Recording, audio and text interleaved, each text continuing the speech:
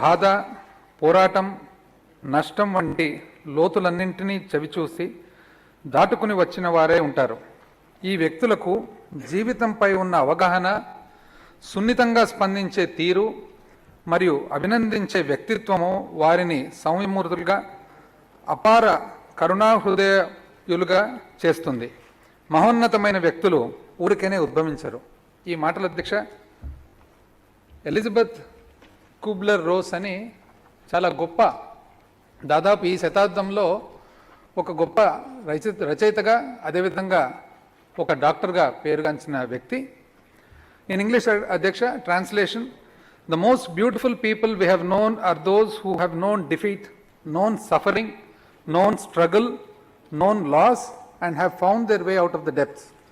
These persons have an appreciation, a sensitivity, and an understanding of life that fills them with compassion, gentleness, and a deep loving concern.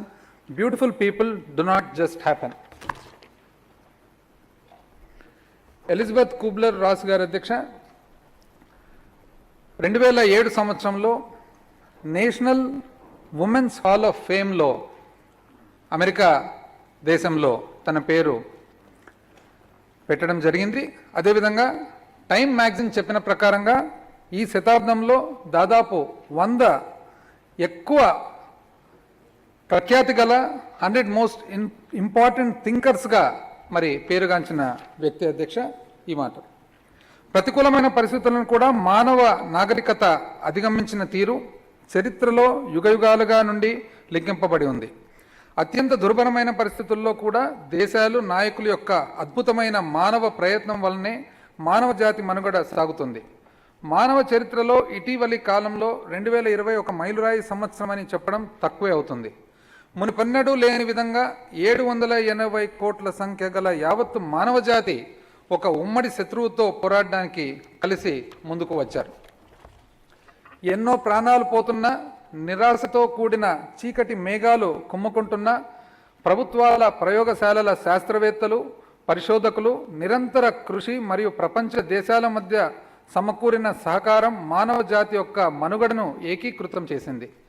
భారతదేశం ఈరోజు ప్రపంచ ఔషధ కేంద్రంగా ప్రశంసించబడుతున్నందున ప్రపంచాన్ని కుదుపుతున్న ఈ మహమ్మారికి వ్యతిరేకంగా జరుగుతున్న యుద్ధంలో భారతదేశాన్ని ముందంజలో నిలబెట్టడంలో మన వైజ్ఞానిక సమాజం మరియు మన ఔషధ పరిశ్రమ పోషించిన ప్రముఖ పాత్రను గుర్తించడం మన ప్రభుత్వం తరఫున నా ప్రథమ కర్తవ్యంగా భావిస్తున్నాను అధ్యక్ష.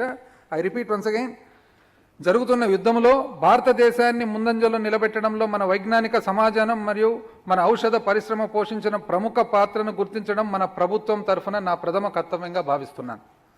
చరిత్రలో మన భరతఖండం మానవ పురోగతిలో పోషించిన పాత్ర గురించి ఈ సమయంలో గుర్తు చేసుకుంటున్నాను. క్రీస్తుపూర్వం 3500 నుండి క్రీస్తుపూర్వం 1800 మధ్య కాలంలో మన దేశంలో వెలసిల్లిన సింధు లోయ నాగరికత పట్టణీకరణకు మరియు వాణిజ్యానికి మార్గదర్శిగా పనిచేసింది.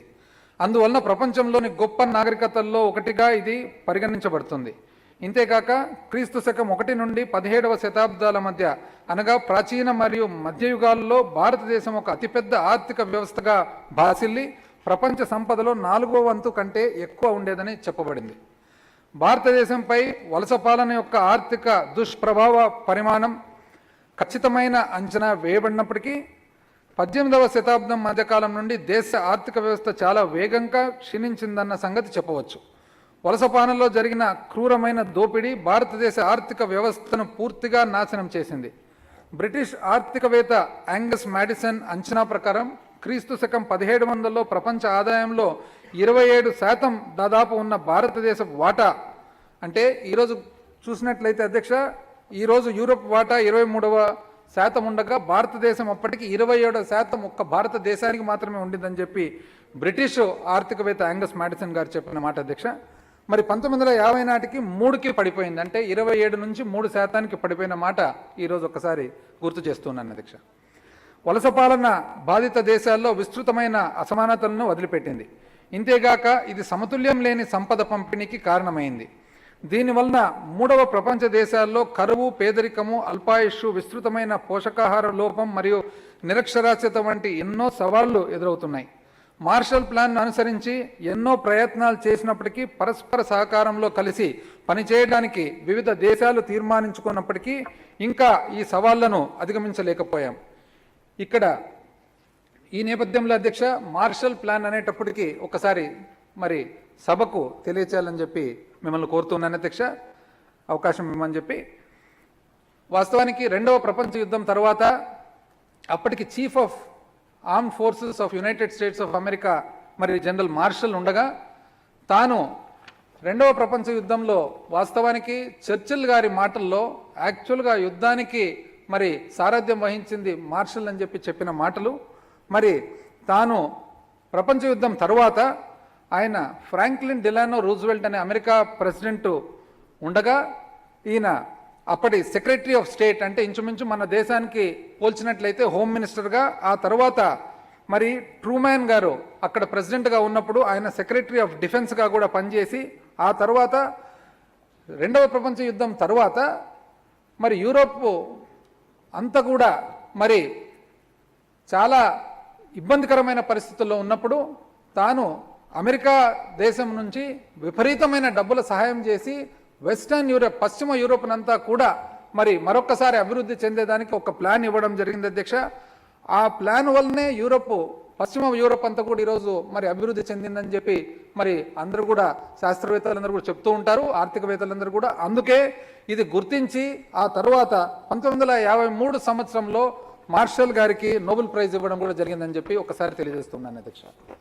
మరి మార్షల్ గారు కూడా ఆ ప్లాన్ ప్రకారంగా చూసినట్లయితే మరి ఇంకా ఈ సవాళ్లను అధిగమించలేకపోయాం. పేదరికం మనకు పెద్ద సవాలుగా మిగిలిపోయింది. ఇటువంటి సమస్యలను ఎదుర్కోవడానికి ఐక్యరాజ్య సమితి ఆధ్వర్యంలో, యునైటెడ్ నేషన్స్ ఆధ్వర్యంలో ఒక సమిష్టి ప్రయత్నం 2015 కాలపరిమితిలో సహస్రాభివృద్ధి లక్ష్యాలను, మిలీనియం డెవలప్మెంట్ గోల్స్ను సాధించే రూపంలో తెరపైకి వచ్చింది. ఈ బహుళ లక్ష్యాల్లో సాధించిన వివిధ స్థాయిలో పురోగతిని దృష్టిలో ఉంచుకొని అన్ని దేశాలు సుస్థిర అభివృద్ధి లక్ష్యాలను, సస్టైనబుల్ డెవలప్మెంట్ గోల్స్ను స్వీకరించే దశగా ఐక్యరాజ్య సమితి న్యూయార్క్ నగరంలో తీర్మానించింది.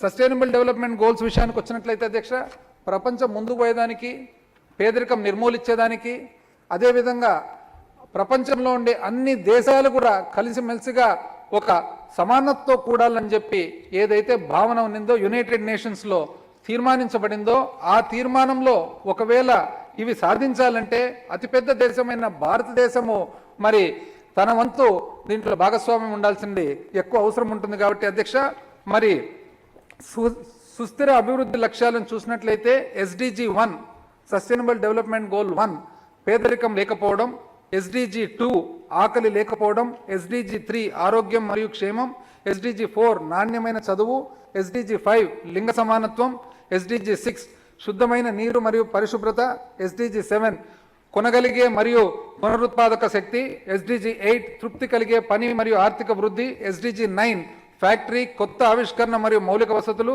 SDG 10 అసమానత్వాన్ని తగ్గించడం, SDG 11 ఎప్పటికీ స్థిరంగా ఉండే నగరాలు మరియు ప్రజా సమూహాలు, SDG 12 బాధ్యతతో కూడిన వినియోగం మరియు ఉత్పత్తి, SDG 13 వాతావరణ మార్పును ఆపడానికి తగు చర్యలు తీసుకోవడం, SDG 14 నీటిలోని జీవరాశులు, SDG 15 భూమిపై ఉన్న జీవరాశులు, SDG 16 శాంతి, న్యాయం మరియు పటిష్టమైన వ్యవస్థలు, SDG 17 10 లక్షల సాధనకు భాగస్వామ్యం. ఇవన్నీ కూడా అధ్యక్ష సస్టైనబుల్ డెవలప్మెంట్ గోల్స్గా గుర్తించి ప్రపంచంలో ప్రతి ఒక్క దేశం కూడా తన వంతు ఇవన్నీ కూడా సాధించడానికి కృషి చేయాలని చెప్పి ఐక్యరాజ్య సమితి మరి ఆ రోజు అన్ని దేశాలు కలిసిన ఐక్యరాజ్య సమితి నిర్ణయించింది అధ్యక్ష. మరి సుస్థిర అభివృద్ధి లక్ష్యాల్లో కూడిన అజెండా 2030ను రూపొందించడంలో భారతదేశం ప్రముఖ పాత్ర పోషించింది. ప్రపంచం ఈ సుస్థిర అభివృద్ధి లక్ష్యాలను సాధించడానికి భారతదేశ పురోగతి అయిన ఎక్కువగా ఆధారపడి ఉంటుంది. ఇది పరోక్షంగా రాష్ట్ర ప్రభుత్వాలు సాధించిన పురోగతిపైనే ఆధారపడి ఉంటుందని కూడా చెప్పవచ్చును. కోవిడ్-19 మహమ్మారి నేపథ్యంలో సుస్థిర అభివృద్ధి లక్ష్యాల్లో కూడిన అజెండా ఎక్కువ ప్రాముఖ్యతను సంతరించుకుంది. ప్రపంచవ్యాప్తంగా వివిధ దేశాలు మరియు వివిధ ప్రభుత్వాలు తమ ప్రజలకు ఆరోగ్యకరమైన వాతావరణాన్ని అందించడానికి దృఢ సంకల్పంతో ప్రయత్నాలు చేస్తున్నాయి. శాంతికి, సౌభాగ్యానికి అవసరమైన నమూనా ప్రణాళిక ఈ 17 సుస్థిర అభివృద్ధి లక్ష్యాలు అందిస్తాయి. ఆరోగ్యం మరియు విద్యను మెరుగుపరచడానికి, అసమానతలు తగ్గించడానికి మరియు ఆర్థిక వృద్ధిని పెంచి వ్యూహాలతో పాటు పేదరికం మరియు ఇతర ఆర్థిక ఇబ్బందులను అంతం చేయడానికి అత్యవసరమైన చర్యలు తీసుకోవాలని ఈ 17 సుస్థిర అభివృద్ధి లక్ష్యాలు విశ్వవ్యాప్తంగా పిలుపునిస్తున్నాయి. ఈ మహమ్మారి ఇంకా ఉనికిలో ఉన్నందున ఈ క్లిష్ట సమయాల్లో సుస్థిర అభివృద్ధి లక్ష్యాలు సాధనకు చేసే ప్రయత్నాలకి ఆంధ్రప్రదేశ్ ప్రభుత్వము అధిక ప్రాధాన్యత ఇస్తుంది. అధ్యక్ష, ఏ విధమైన ప్రతికూల పరిస్థితులపైనైనా ఎదుర్కొనే అసమాన వ్యక్తిత్వం కలిగిన నాయకులు పురాతన కాలం నుండి మనకు తెరాసపడుతూనే ఉంటారు. వారి ఆలోచన విధానం ఇలా ఉంటుందని చెప్పవచ్చు. అధ్యక్ష, గౌరవం కోల్పోయిన జీవితం జీవితమే కాదు, మాట నిలబెట్టుకోని మనిషే కాదు. జీవితంలో ప్రప్రథమంగా గుర్తించుకోవాల్సినవి జాతి గౌరవం, దేశ కీర్తి ప్రతిష్టలు. ఈ ఆలోచనలతోనే నేను ఎల్లప్పుడూ ఉంటాను. లాభ నష్టాల గురించి ఆలోచనే లేదు. ఇన్ ఇంగ్లీష్ అధ్యక్ష, I repeat, life is no life when honor is left. Man is a man when honor is kept. Nations honor and nations fame. On life they have a prior claim. With thoughts of these I do remain unvexed with fear of loss or gain. ఏ కాంటెక్స్ట్లో నేను మాట్లాడుతున్నానని చెప్పి సభకు అందరికి కూడా తెలుసు అని చెప్పి నేను అనుకుంటూ ఉన్నాను. అధ్యక్ష, మామూలుగా కంటే పైకి ఎదగడం, అంచనాలను అధిగమించడం, వజ్ర సంకల్పము మరియు దృఢ నిశ్చయంతో అపారమైన సవాళ్లను ఎదుర్కోవడం మన ప్రియతమ ముఖ్యమంత్రి గారి లక్షణాలు. వారి స్పష్టమైన దృష్టి, సున్నితమైన ప్రవర్తన, సంక్షేమానికి ఇవ్వవలసిన ప్రాధాన్యతపై వారికి ఉన్న నమ్మకం మరియు మా బృందానికి వారు అందించే ప్రేరణ మాకు, మన రాష్ట్ర ప్రజలందరికీ గర్వకారణం మరియు సంతోషం కలిగించే విషయం. ఒకవైపు ప్రజల ప్రాణాలు కాపాడటం, మరొక వైపు ఆర్థిక వ్యవస్థ పట్టాలు తప్పకుండా నైపుణ్యంగా సమతుల్యం చేయడం అనేవి మన ప్రభుత్వానికి పరీక్షగా సమయాలుగా నిలిచాయి. కోవిడ్-19 మహమ్మారిపై పోరాడడానికి గుర్తింపు, పరీక్ష, చికిత్స విధానాన్ని బాధ్యతగా తీసుకొని మన ప్రభుత్వం చిత్తశుద్ధితో అమలు చేస్తున్నది. కరోనా వైరస్ యొక్క వ్యాప్తిని నిరోధించడానికి మన రాష్ట్ర ప్రభుత్వం యొక్క ట్రేస్, టెస్ట్ మరియు ట్రీట్ విధానంపై బ్రిటిష్ హైకమిషన్ ప్రశంసలు కురిపించింది. ఈ కార్యక్రమంలో వైద్య, పురపాలక మరియు పంచాయతీరాజ్ విభాగాల నుంచి పెద్ద సంఖ్యలో ముందు వరుసలో ఉండే ఆరోగ్య సంరక్షణ నిపుణులు, వైద్యులు, ప్రజారోగ్యం మరియు పారిశుద్ధ్యం సిబ్బంది, రెవెన్యూ మరియు పోలీస్ విభాగాల సిబ్బందితో పాటు గ్రామ మరియు వార్డు వాలంటీర్ల మరియు ఇతర సిబ్బంది పాల్గొనడం అపూర్వమైన విషయం. గత ఆర్థిక సంవత్సరం మనమంతా కోవిడ్-19 మహమ్మారితో పోరాడుతున్నప్పుడు మాత్రమే కాకుండా అన్ని సంక్షేమ విధానాలను సజావుగా అమలు చేసేటప్పుడు కూడా గ్రామ మరియు వార్డు సచివాలయ వ్యవస్థల యొక్క ఉపయోగం తెరపైకి వచ్చింది. సంక్షేమ పథకాల ఫలాలు అందరికీ అందివ్వడంలో ఎవ్వరూ వదిలివేయబడకూడదని మార్గదర్శక సూత్రంలో కోవిడ్ మహమ్మారిని పూర్తిగా నిర్మూలించవలసిన ఆవశ్యకతను దృష్టిలో పెట్టుకొని రాష్ట్రాన్ని సామాన్య స్థితికి మరియు స్థిరమైన వృద్ధి మార్గంలోకి మార్చడానికి అవసరమైన ధైర్యంతో కూడుకున్న పురోగామి చర్యలను తీసుకోవాలని మా నాయకుడు నిశ్చయించుకున్నారు. ఈ ప్రయత్నంలో భాగంగా మన ప్రభుత్వం గౌరవ ముఖ్యమంత్రి గారి నాయకత్వంలో కీలకమైన అభివృద్ధి కార్యక్రమాలే నవరత్నాలు మరియు మేనిఫెస్టోలోని ఇతర వాగ్దానాల ద్వారా 2030 నాటికి అన్ని సుస్థిర అభివృద్ధి లక్ష్యాలను సాధించే దిశగా సమగ్ర విధానాన్ని అనుసరిస్తుంది. అన్ని నవరత్నాల కార్యక్రమాలు మరియు మన మేనిఫెస్టోలో ఇచ్చిన వాగ్దానాలు వివిధ సుస్థిర అభివృద్ధి లక్ష్యాల్లో సన్నిహితంగా ఉంటాయని గౌరవ సభకు తెలియజేస్తున్నాను. 2021-22 ఆర్థిక సంవత్సరానికి గాను మన ప్రభుత్వం తలపెట్టిన కార్యక్రమాలతో సుస్థిర అభివృద్ధి లక్ష్యాలను సాధించే దిశగా నేను ఇప్పుడు ఈ బడ్జెట్ కేటాయింపులను ప్రతిపాదిస్తున్నాను. వ్యవసాయ రంగం. మేఘం సముద్రాన్ని ఆశ్రయించి నీరు నింపుకుంటుంది, మంచినీటిని వర్షిస్తుంది, ప్రాణుల దాహార్తిని తీరుస్తుంది. రైతు బాగుంటేనే రాష్ట్రం బాగుంటుందని నమ్మిన మన ముఖ్యమంత్రి జగన్మోహన్ రెడ్డి గారు అన్నదాతలకు అమితానందము కలిగించే ఓ వర్షించే మేఘం లాంటి వారు. రైతుల మొహాల్లో సంతోషించి వెలిగించే ఒక తొలకరి చినుకు లాంటి వారు. ఎన్ని కష్టాల్లో చిక్కుకున్నా మంచివాడి స్వభావం మారదు, స్థిరంగా ఉంటుంది. కర్పూరాన్ని మండించినా అది సువాసనలే వెదజల్లుతుంది. ఇదే విధంగా అన్నదాతకు అన్నీ తానై వారికి అడుగడుగునా అండగా ఉంటూ మన ముఖ్యమంత్రి గారి నేతృత్వంలో ఈ ప్రభుత్వం రైతు బాంధవ ప్రభుత్వంగా ముందుకు సాగుతుంది. ఎన్ని ఆర్థిక ఇబ్బందులు ఎదురైనా అన్నం పెట్టే రైతన్నకు తోడ్పాటుగా నిలిచి భూమిపుత్రుల రుణం తీర్చుకుంటున్నాం. డాక్టర్ వైఎస్ఆర్ రైతు భరోసా, ప్రధానమంత్రి కిసాన్ యోజన 2020-21 సంవత్సరంలో 13,500 రూపాయలు చొప్పున రైతులకు మాత్రమే కాకుండా కౌలుదారులు మరియు అటవీ భూముల సాగు రైతులు ROFR కూడా పెట్టుబడి సాయం అందించిన ఏకైక రాష్ట్రం ఆంధ్రప్రదేశ్ మాత్రమే అని చెప్పవచ్చు. ఐ రిపీట్ అధ్యక్ష, కౌలుదారులు మరియు అటవీ భూముల సాగు రైతులకు ROFR రైతులకు కూడా పెట్టుబడి సాయం అందించిన ఏకైక రాష్ట్రం ఆంధ్రప్రదేశ్ మాత్రమే అని చెప్పవచ్చును. మన ప్రభుత్వము 1,54,000 కౌలుదారులు మరియు అటవీ భూముల సాగు రైతుల ROFR కుటుంబాలతో కలుపుకొని మొత్తం 51,59,000 అర్హత గల రైతుల కుటుంబాలకు 6,928 కోట్ల రూపాయలు పెట్టుబడి సాయం అందజేసింది. ఐ రిపీట్ అధ్యక్ష, 51,59,000 అర్హత గల రైతు కుటుంబాలకు 6,928 కోట్ల రూపాయలు పెట్టుబడి సాయం అందించింది. డాక్టర్ వైఎస్ఆర్ రైతు భరోసా ప్రధానమంత్రి కిసాన్ యోజన ద్వారా 2021-22లో 7,400 కోట్ల రూపాయలు పెట్టుబడి సాయం అందజేయడానికి ప్రతిపాదిస్తున్నాను. డాక్టర్ వైఎస్ఆర్ ఉచిత పంటల బీమా, రైతులపై ఒక్క రూపాయి కూడా భారం లేకుండా ఉచిత పంట బీమాను అమలు చేస్తున్న ఏకైక రాష్ట్రం కూడా ఆంధ్రప్రదేశ్ మాత్రమే. ఈ పంట బీమా మొత్తం ఆంధ్రప్రదేశ్ రాష్ట్ర పద్దు నుంచే చెల్లించబడుతుంది. ఐ రిపీట్ అధ్యక్ష, ఈ పంట బీమా మొత్తం ఆంధ్రప్రదేశ్ రాష్ట్ర పద్దు నుంచే చెల్లించబడుతుంది. ఖరీఫ్ 2020కి సంబంధించిన బీమాను త్వరలోనే చెల్లిస్తామని తెలియజేయడానికి నేను చాలా సంతోషిస్తున్నాను. బీమా చెల్లింపులను ఇంత వేగంగా చెల్లించడం మరియు నేరుగా రైతుల ఖాతాల్లోకి జమ చేయడం ఆంధ్రప్రదేశ్ చరిత్రలోనే ఇదే ప్రథమం. డాక్టర్ వైఎస్ఆర్ ఉచిత పంటల బీమా పథకానికి 2021-22 సంవత్సరానికి 1,802 కోట్లు 82 లక్షల రూపాయల కేటాయింపును ప్రతిపాదిస్తున్నాను. అర్హత గల అందరూ రైతులకు బీమా సదుపాయం అందించుట కొరకు Andhra Pradesh general insurance company APGIC అనే ప్రభుత్వ కంపెనీని స్థాపిస్తున్నాం. వైఎస్ఆర్ సున్నా వడ్డీ పంట రుణాలు బ్యాంకులకు విడుదల చేయడానికి బదులుగా అర్హత గల రైతుల బ్యాంకు ఖాతాల్లోనే వడ్డీ రాయితీ మొత్తాన్ని పారదర్శకంగా మన ప్రభుత్వం ఇప్పుడు నేరుగా జమ చేస్తుంది. 2014-15 నుంచి 2018-19 వరకు చెల్లించవలసిన ఉన్న బకాయిలను 51,84,000 రైతుల ఖాతాల్లోకి 688 కోట్ల రూపాయలు జమ అయ్యేటట్లుగా మన ప్రభుత్వం చెల్లించింది.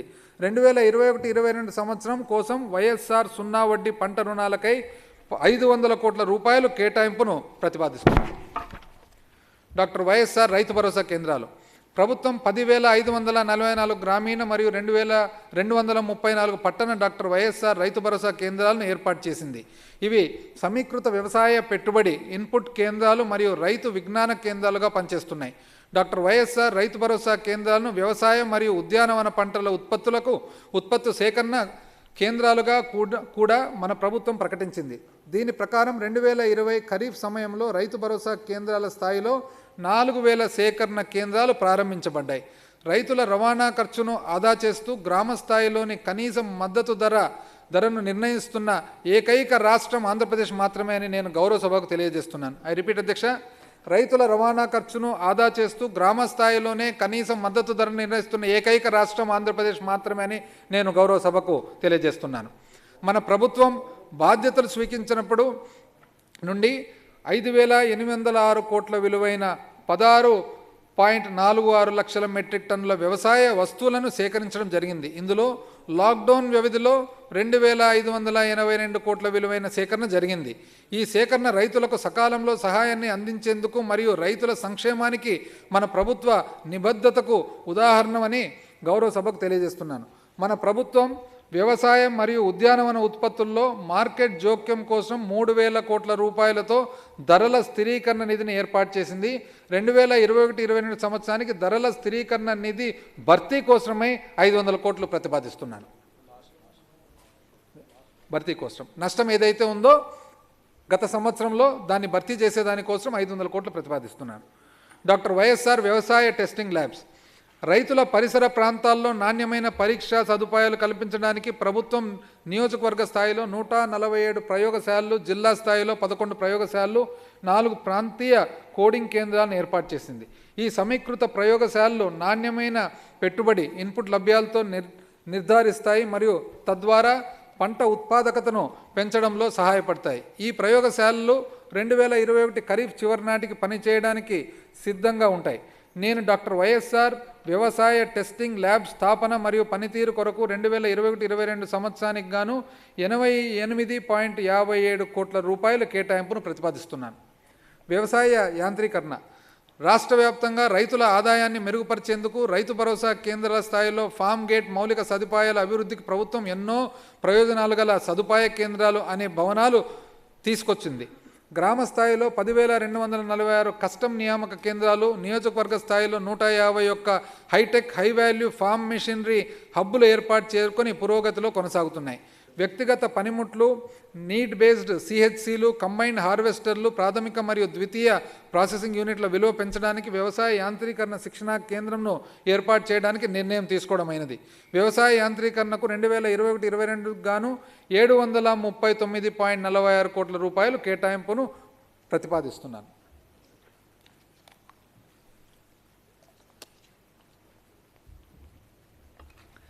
పశుగణాభివృద్ధి, పాడి మరియు మత్స్య పరిశ్రమ. పాడి పరిశ్రమ అనగానే milkman of India doctor Varghese Kurian గారి అమూల్యమైన వాక్యాలు గుర్తుకు వస్తాయి. అమూల్ అంటే ఏమిటి? ఇది ఖచ్చితంగా పాల గురించి మాత్రమే కాదు, మన గ్రామీణ వ్యవస్థలో సామాజిక మరియు ఆర్థిక మార్పులకు ఇదే వేగంగా మార్పు అందించే ఒక సాధనం. మన రైతులు వారి స్వంత అభివృద్ధితో పాలు పంచుకునే కార్యక్రమంగా ఇది వృద్ధి చెందింది. త్రిభువన్ దాస్ గారితోనూ మరియు ఖైరా జిల్లా రైతులతోనూ సంవత్సరాల తరబడి కలిసి పనిచేసిన సమయంలోనూ ఈ విషయం తెలుసుకున్నాను. నిజమైన అభివృద్ధి అంటే ఆవులు, గేదెలు మొదలగు వాటి అభివృద్ధి కాదు, మహిళలు మరియు పురుషుల అభివృద్ధి. ఐ రిపీట్ అధ్యక్ష, నిజమైన అభివృద్ధి అంటే ఆవులు, గేదెల మొదలగు వాటి అభివృద్ధే కాదు, మహిళలు మరియు పురుషుల అభివృద్ధి. అభివృద్ధి సాధనలో వారు అందుబాటులో ఉంచలేనంత వరకు, అటువంటి అభివృద్ధి వారిని భాగస్వాములుగా చేయలేనంత వరకు, నియంత్రణ పూర్తిగా వారి చేతుల్లోనే ఉండే విధంగా వ్యవస్థ సృష్టించి పడలేనంత వరకు మహిళల మరియు పురుషుల అభివృద్ధి సాధ్యం కాదు. అందువల్ల మంచి ప్రభుత్వం అందించగలిగే మంచి పాలన ఏమిటి? ఏ ప్రభుత్వమైనా పరిపాలించడం తగ్గించుకొని దీనికి బదులుగా ప్రజల శక్తి సామర్థ్యాలు సమీకరించే మార్గాలను అన్వేషించాలి. ఐ రిపీట్ అధ్యక్ష, ఏ ప్రభుత్వమైనా పరిపాలించడం తగ్గించుకొని దీనికి బదులుగా ప్రజల శక్తి సామర్థ్యాలను సమీకరించే మార్గాలు అన్వేషించాలి. 1946లో కేవలం 2 డబ్బాల పాలు మరియు కొన్ని పాల ఉత్పత్తిదారులతో ప్రారంభమైన అమూల్ ప్రపంచంలోనే అతిపెద్ద పాల ఉత్పత్తిదారులుగా అవతరించింది. ఈరోజు దేశవ్యాప్తంగా 1,86,000 పాల సహకార సంఘాలతో 1,66,00,000 పాల ఉత్పత్తిదారులతో ఉన్నారు. డాక్టర్ వర్గీస్ కురియన్ నేతృత్వంలో జరిగిన క్షీర విప్లవం నుండి స్ఫూర్తిదాయకమైన పాఠాలను నేర్చుకోవడంలో భాగంగా పాల సహకార సంఘాల పునరుజ్జీవనం మరియు పాల రంగాన్ని బలోపేతం చేయడానికి గుజరాత్ కోఆపరేటివ్ మిల్క్ మార్కెటింగ్ ఫెడరేషన్తో అవగాహన ఒప్పందం కుదుర్చుకోవడం ద్వారా ప్రభుత్వం ఆంధ్రప్రదేశ్ రాష్ట్ర అమూల్ ప్రాజెక్టును ప్రారంభించింది. ఆంధ్రప్రదేశ్లోని పాల ఉత్పత్తిదారుల సామాజిక ఆర్థిక అభివృద్ధే కాకుండా రాష్ట్రంలోని మహిళల ఆర్థిక సాధికారతపై ప్రత్యేక దృష్టి సారించడం, పాల ఉత్పత్తిదారులను తగిన నగదు ప్రోత్సాహం ఇవ్వడం, వినియోగదారులకు ధరకు తగిన నాణ్యమైన పాలు మరియు పాల ఉత్పత్తుల్లో లభించేటట్లు చేయడం మొదలగునవి ఈ ప్రాజెక్టు లక్ష్యం. అంతేగాక 27 లక్షల మంది అధ్యక్ష మహిళల రైతులను భాగస్వామ్యం చేయడం మరియు రోజుకు 2 కోట్ల లీటర్ల పాలను సేకరించడం కూడా ఈ ప్రాజెక్టు లక్ష్యం.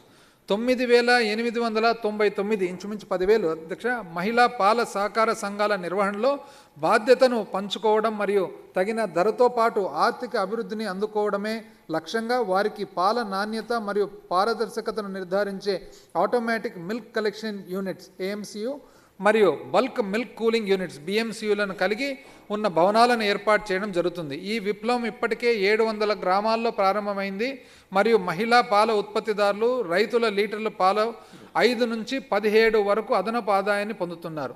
ఐ రిపీట్ అధ్యక్ష, రైతులు లీటర్ పాలకు 5 నుండి 17 వరకు అదనపు ఆదాయాన్ని పొందుతున్నారు. జగనన్న జీవక్రాంతి. రాష్ట్ర వ్యాప్తంగా 2,49,151 గొర్రెలు, మేకలు యూనిట్ల పంపిణీ కోసం 1,869 కోట్లతో జగనన్న జీవక్రాంతి పథకాన్ని ప్రభుత్వం ప్రారంభించింది. ఈ పథకం యొక్క లబ్ధిదారులకు వైఎస్ఆర్ చేయూత కింద పశువుల సేకరణ, రవాణా మరియు బీమా ప్రీమియం కోసమై 75,000 రూపాయల ఆర్థిక సహాయం చేయబడుతున్నది. పశువుల రంగం నిరంతరమైన మరియు ఆటంకం లేని ఆదాయాన్ని సృష్టిస్తుంది మరియు వ్యవసాయ సంబంధిత పేద వర్గానికి జీవనోపాధిని అందిస్తుంది కూడా. వైఎస్ఆర్ పశువుల సహకార నష్టపరిహార పథకం ప్రభుత్వ ప్రాధాన్యత కార్యక్రమంగా కొనసాగుతుంది. ఈ పథకం ప్రకారం మేలు రకం స్వదేశీ జాతి పశువుకు ఒకదానికి 30,000 చొప్పున, సాధారణ జాతి గేదెలు మొదలైన పశు సంపదకు ఒకదానికి 15,000 చొప్పున మరియు ఒక్కొక్క గొర్రె లేదా మేకకు 6,000 చొప్పున రైతులకు నష్టపరిహారం చెల్లించబడుతుంది. పశువుల నష్టపరిహార నిధి కోసం 2021-22 సంవత్సరానికి 50 కోట్ల రూపాయలు కేటాయింపును ప్రతిపాదిస్తున్నాం. మత్స్యరంగం. దేశంలో మొత్తం చేపల ఉత్పత్తిలో మన రాష్ట్రం 46.23 లక్షల మెట్రిక్ టన్నుల ఉత్పత్తితో మొదటి స్థానంలో ఉంది. భారతదేశం మొత్తం ఉత్పత్తిలో మన రాష్ట్రం వాటా 29.4%గా ఉంది. దేశంలోని మొత్తం రొయ్యల సాగులో మన రాష్ట్రము 5.12 లక్షల మెట్రిక్ టన్నులు అంటే ఇంచుమించు 68.5%గా ఉంది. 2019-20లో దేశం నుండి 46,663 కోట్ల రూపాయలను 46,633 crores రూపాయలు విలువగల సముద్ర ఆహార ఉత్పత్తులు ఎగుమతులు జరుగుగా ఆంధ్ర రాష్ట్రం వాటా 18,846 కోట్ల రూపాయలు, దాదాపు 40.4%గా ఉన్నది. మత్స్యరంగం 26.50 లక్ష జనాభాకు జీవనోపాధి కల్పిస్తుంది. 26,50,000 మంది జనాభాకు జీవనోపాధి కల్పిస్తుంది. మత్స్యకారుల సంక్షేమం కోసం వైఎస్ఆర్ మత్స్యకార భరోసా పథకాన్ని ప్రభుత్వం అమలు చేస్తుంది. ప్రభుత్వం జూను 2019 నుండి చేపల వేట నిషేధం కాలం 1,19,875 లబ్ధిదారులకు 332 కోట్లు, 19,796 మంది లబ్ధిదారులకు డీజిల్ ఆయిల్పై 48.17 కోట్ల సబ్సిడీ, మరణించిన 67 మత్స్యకారుల కుటుంబాలకు 6.7 కోట్లు మెరుగైన ఎక్స్గ్రేషియాని ఇవ్వడం జరిగింది. 53,550 రొయ్యల పెంపకం రైతులకు విద్యుత్ సుంకం యూనిట్కు ₹3.86 నుండి ₹1.50కు తగ్గించబడింది. ఫలితంగా 1,560 కోట్ల ఆర్థిక సాయం చేయడం జరిగింది. గౌరవ సభకు తెలియజేస్తున్నాను. ఫలితంగా అధ్యక్ష 1,560 కోట్లు ఆర్థిక సహాయం చేయడం జరిగిందని గౌరవ సభకు తెలియజేస్తున్నాను. ఇంతేగాక జిఎస్పిసి తవ్వకాల వలన జీవనోపాధి కోల్పోయిన 14,927 కుటుంబాలకు పరిహారంగా 75 కోట్లు అందించడం జరిగింది. తీర ప్రాంత మత్స్యకారులకు మెరుగైన జీవనోపాధి అవకాశాలకు ప్రోత్సహించడానికి మరియు వలసలను తగ్గించడానికి 8 ఫిషింగ్ నౌకాశ్రయాలు అభివృద్ధిని 2 దశల్లో చేపట్టడం జరిగింది. 8 ఫిషింగ్ నౌకాశ్రయాలు అధ్యక్ష. అదేవిధంగా 1,510 కోట్లతో 4 ఫిషింగ్ నౌకాశ్రయాలు నిర్మాణం పనులు నెల్లూరు జిల్లాలోని జువలదిన్నె, తూర్పుగోదావరి జిల్లాలోని ఉప్పాడ, గుంటూరు జిల్లాలోని నిజాంపట్నం, కృష్ణా జిల్లాలోని మచిలీపట్నం వద్ద ప్రారంభమయ్యాయి. 2వ దశలో 1,363.35 కోట్లతో మరి యొక్క 4 ఫిషింగ్ నౌకాశ్రయాలు శ్రీకాకుళం జిల్లాలోని బుడగట్లపాలెం, విశాఖపట్నంలోని పూడిమడక, పశ్చిమ గోదావరి జిల్లాలోని బియ్యపుతిప్ప, ప్రకాశం జిల్లాలోని కొత్తపట్నంలో రాబోతున్నాయి. ఈ చర్యలతో సముద్రాలు మరియు సముద్ర వనరులకు సుస్థిర అభివృద్ధికి పరిరక్షించడం మరియు స్థిరంగా ఉపయోగించడం అనే 14వ సుస్థిర అభివృద్ధి లక్ష్యాన్ని సాధించే దిశగా ముందుకు అడుగు వేయడం జరిగింది అని చెప్పవచ్చును. 2021-22 సంవత్సరానికి మత్స్య రంగానికి 329.48 కోట్లు ప్రతిపాదిస్తున్నాను. వ్యవసాయం మరియు అనుబంధ రంగాలకు కేటాయింపుల ద్వారా 4 సుస్థిర అభివృద్ధి లక్ష్యాలు సాధించగలుగుతున్నాం. అవి ఏమనగా 1వ సుస్థిర అభివృద్ధి లక్ష్యమైన అన్ని రకాల రూపాలలో పేదరికం నిర్మూలన, 2వ సుస్థిర అభివృద్ధి లక్ష్యమైన ఆకలి బాధలు లేకుండా చూడడం, 8వ సుస్థిర అభివృద్ధి లక్ష్యాలైన నిరంతర సమగ్ర మరియు స్థిరమైన ఆర్థిక వృద్ధిని సాధించడం మరియు ఉత్పాదకతో కూడిన ఉపాధి మరియు అందరికీ గౌరవప్రదమైన పని కల్పించడం మరియు 10వ సుస్థిర అభివృద్ధి లక్ష్యమైన అసమానతలను తగ్గించడం. ప్రజా పంపిణీ వ్యవస్థ 2021 జనవరి 21న ప్రభుత్వం 9,260 సంచార పంపిణీ యూనిట్లు ద్వారా అర్హత గల లబ్ధిదారులకు వారి గృహాల వద్దనే అవసరమైన నిత్యావసర వస్తువులను ప్రజా పంపిణీ వ్యవస్థ కింద పంపిణీ చేసే మునుపెన్నడూ లేని బృహత్తరమైన కార్యక్రమం ప్రారంభించింది. ప్రతి నెల చౌకదారుల దుకాణాల నుండి నిత్యావసర సరుకులకు రేషన్ పొందడానికి బదులు ఇంటి వద్దనే నిత్యావసర సరుకులకు రేషన్ అందించడం వలన రోజువారీ వేతన కార్మికుల, వయోవృద్ధులు మరియు దివ్యాంగుల సమయం మరియు శ్రమ ఈ కార్యక్రమం ద్వారా ఆదా అవుతున్నది. స్వయం ఉపాధి పథకం కింద షెడ్యూల్డ్ కులాలు, షెడ్యూల్డ్ తెగలు, వెనుకబడిన తరగతులు, ఆర్థికంగా వెనుకబడిన తరగతులు మరియు మైనారిటీల నిరుద్యోగ యువతకు 90% ప్రభుత్వ రాయితీతో సంచార పంపిణీ యూనిట్లను అందివ్వడం జరిగింది. ఐ రిపీట్ అధ్యక్ష. స్వయం ఉపాధి పథకం కింద షెడ్యూల్డ్ కులాలు, షెడ్యూల్డ్ తెగలు, వెనుకబడిన తరగతులు, ఆర్థికంగా వెనుకబడిన తరగతులు మరియు మైనారిటీల నిరుద్యోగ యువతకు 90% ప్రభుత్వ రాయితీతో సంచార పంపిణీ యూనిట్లను అందివ్వడం జరిగింది. ప్రజా పంపిణీ వ్యవస్థలో ఈ రకమైన చొరవ ఇంతకుముందు జరిగిన నల్ల బజారు వ్యవహారంలో ఎక్కువ బ్లాక్ మార్కెటింగ్ అధ్యక్ష ఎక్కువ శాతం రంగు వెలిసిన మరియు నూకలతో కూడిన బియ్యం సరఫరా వంటి అవకతవకలను స్వస్తి పలకడం ద్వారా ఒక కొత్త అధ్యయనాన్ని సృష్టించింది. రేషన్ వంటి ఇంటి వద్దకే పంపిణీ చేయడం ద్వారా 12వ సుస్థిర అభివృద్ధి లక్ష్యమైన స్థిరమైన వినియోగ ఉత్పత్తి విధానం అవలంబించడం ద్వారా గొలుసు సరఫరా విధానం వలన జరిగే ఆహార నష్టాల తగ్గింపును సాధించగలుగుతున్నాం. గత సంవత్సరం అనగా 2020 కోవిడ్ లాక్డౌన్ సమయంలో నిత్యావసర వస్తువులను అదనంగా సరఫరా చేయడం కోసం 2020-21 ఆర్థిక సంవత్సరంలో ఏకంగా 3,103 కోట్ల రూపాయలు అదనపు వ్యయం చేయడం జరిగింది. ఐ రిపీట్ అధ్యక్ష, 2020-21 సంవత్సరంలో కోవిడ్ కారణంగా ఆర్థిక సంవత్సరంలో 3,103 కోట్ల రూపాయలు అదనపు వ్యయం చేయడం జరిగింది. అంటే మనం బడ్జెట్ కేటాయింపు కంటే కూడా అదనంగా వ్యయం చేయడం జరిగింది అధ్యక్ష. అయితే ఈ ఆర్థిక సంవత్సరంలో నిత్యావసర వస్తువులకు అదనంగా సరఫరా చేయడం కోసమే 754 కోట్ల రూపాయలను మే మరియు జూన్ 2021 నెలలుగాను ఖర్చు చేయడం జరుగుతుందని చెప్పి తెలియజేస్తున్నాను. ఆరోగ్యం మరియు పోషణ, నాణ్యమైన మరియు అందుబాటులో గల ఆరోగ్య సదుపాయాలకు ప్రాధాన్యతను కల్పించడం ప్రభుత్వం ప్రధాన అంశాలుగా ఒకటి. డాక్టర్ వైఎస్ఆర్ ఆరోగ్యశ్రీ పథకం ద్వారా ప్రభుత్వం మరియు ప్రైవేటు నెట్వర్క్ ఆసుపత్రుల్లో ప్రభుత్వం పేద రోగులకు నగదు రహిత చికిత్సను ఉచితంగా అందిస్తుంది. దీనికి తోడు డాక్టర్ వైఎస్ఆర్ ఆరోగ్య ఆసరా పథకం ద్వారా వేతన నష్టానికి పరిహారంగా బీపీఎల్ లబ్ధిదారులకు ఆపరేషన్ అనంతరం రోజుకు 225 రూపాయల ఆర్థిక సాయాన్ని అందిస్తుంది. ఈ పథకాలు మరియు ఔషధాల కోసం 2021-22 సంవత్సరానికి 2,258 కోట్ల 94 లక్షల రూపాయలు కేటాయింపు నేను ప్రతిపాదిస్తున్నాను. ఆరోగ్య సంరక్షణకు ప్రాధాన్యత ఇచ్చే ప్రభుత్వాలు రాష్ట్ర స్థూల ఉత్పత్తి పెంచగలిగే ఆరోగ్యకరమైన మరియు ఉత్పాదకతతో కూడిన మానవ మూలధనం కలిగి ఉంటాయి. ఈ విధంగా ప్రభుత్వ ప్రజారోగ్యం మరియు ఆరోగ్య మౌలిక సదుపాయాల కల్పనకై నాడు నేడు కార్యక్రమాన్ని ప్రాధాన్యత అమలు చేస్తుంది. ఈ కార్యక్రమం కింద అవసరమైన చోట ఆసుపత్రులు, జాతీయ అక్రిడిటేషన్ మరియు ఆరోగ్య సంరక్షణ ప్రొవైడర్స్ బోర్డు మరియు భారత ప్రజారోగ్య ప్రమాణాలకు అనుగుణంగా ఆరోగ్య ఉప కేంద్రాలు, ప్రజారోగ్య కేంద్రాలు, సామాజిక ఆరోగ్య కేంద్రాలు, ఏరియా ఆసుపత్రులు, జిల్లా ఆసుపత్రులు, బోధన ఆసుపత్రులు, మౌలిక వసతులు మరియు ఉపకరణాలు ఏర్పాటు, అదనపు మానవ వనరుల కల్పన ద్వారా ఆధునీకరించబడ్డాయి. భారతీయ వైద్య మండలి మార్గదర్శకాల ప్రకారం 16 కొత్త వైద్య కళాశాలను స్థాపించడమే కాకుండా ప్రస్తుతం ఉన్న వైద్య కళాశాలను మరియు బోధన ఆసుపత్రులను ఆధునీకరించాలని ప్రభుత్వం నిర్ణయించింది. ఐ రిపీట్ అధ్యక్ష, 16 కొత్త వైద్య కళాశాలను స్థాపించడమే కాకుండా ప్రస్తుతం ఉన్న వైద్య కళాశాలను మరియు బోధన ఆసుపత్రులను ఆధునీకరించాలని చెప్పి ప్రభుత్వం నిర్ణయించింది. ఇందుకోసము 1,538 కోట్ల 55 లక్షల రూపాయల కేటాయింపును ప్రతిపాదిస్తున్నాను.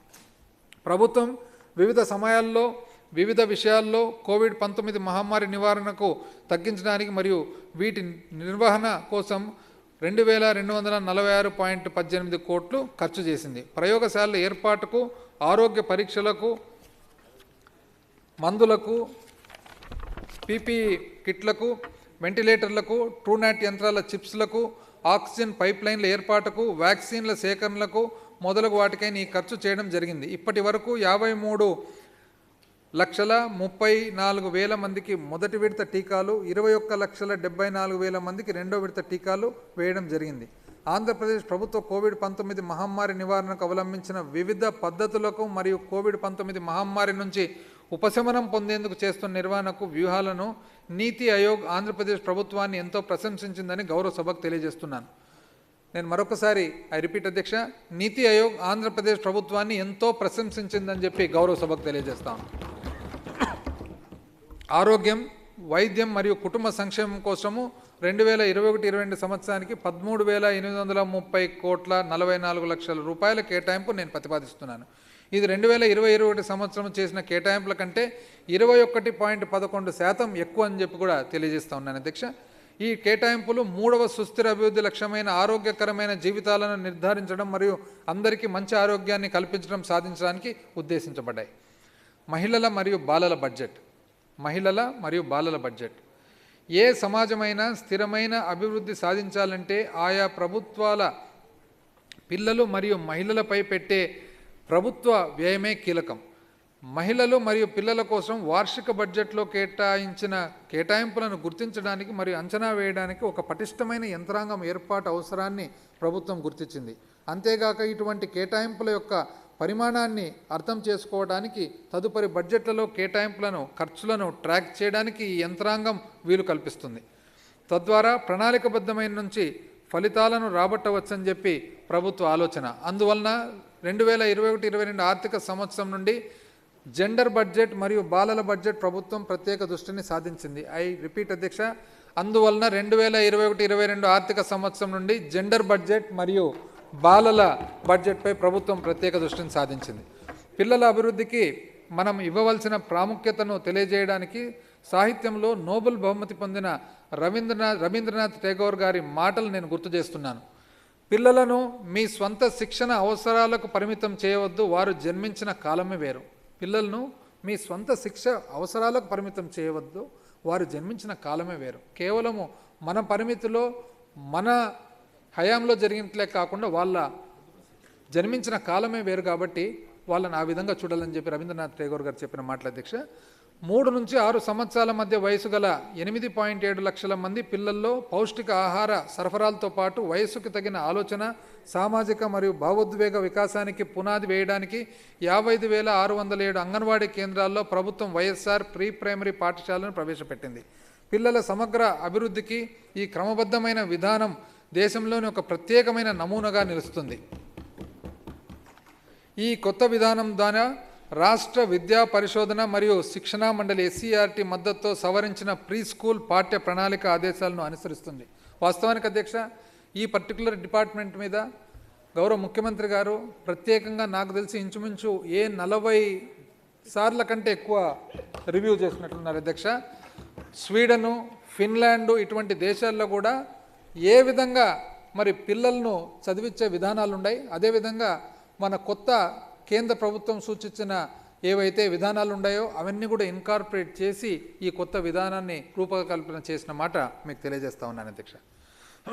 3 నుంచి అంగన్వాడీల భౌతిక మౌలిక సదుపాయాలను బలోపేతం చేయడానికి 16,681 అంగన్వాడీలను 9 విభాగాలతో అనగా మరుగుదొడ్లు, విద్యుత్ శక్తి, వంటగది, తాగునీరు భవనాలకు రంగులు వేయడం, గ్రీన్ చాక్ బోర్డు, ప్రహరీ గోడ, ఆట పరికరాలు, సురక్షిత నీటి సరఫరాల సదుపాయాలతో మెరుగుపరచాలని చెప్పి ప్రతిపాదించడమైనది. అంతేగాక నాడు నేడు కార్యక్రమం కింద రాబోయే 3 సంవత్సరాల్లో 27,428 కొత్త భవనాలను నిర్మించాలని చెప్పి తలపెట్టడం జరిగింది. రాబోయే 3 సంవత్సరాల అధ్యక్ష 27,428 కొత్త భవనాలను నిర్మించాలని చెప్పి తలపెట్టడం జరిగింది. వీటిలో 3,928 పాఠశాల భవనాలు నిర్మాణము రాబోయే 3 సంవత్సరాల్లో నాడు నేడు పథకం కింద పూర్తి చేయబడుతుందని గౌరవ సభకు తెలియజేస్తున్నాను. అన్నం పెట్టి ఎదుటివారి ఆకలి తీర్చే ప్రతి ఒక్కరూ లోకంలో వందనాలు అందుకోదగిన వారే. అన్నం పెట్టి ఎదుటివారి ఆకలి తీర్చే ప్రతి ఒక్కరూ లోకంలో వందనాలు అందుకోదగిన వారే. మన ముఖ్యమంత్రి గారు ఈ కోవకు చెందినవారు. అందుకు జగనన్న గోరుముద్ద పథకమే సాక్ష్యం. చదువుతో పాటు సరైన పోషకాహారము అవసరాన్ని గుర్తించిన ముఖ్యమంత్రి గారు పిల్లలకు రుచికరమైన బలవర్ధకమైన మధ్యాహ్న భోజనం అందించేందుకు దృఢ సంకల్పంతో ఉన్నారు.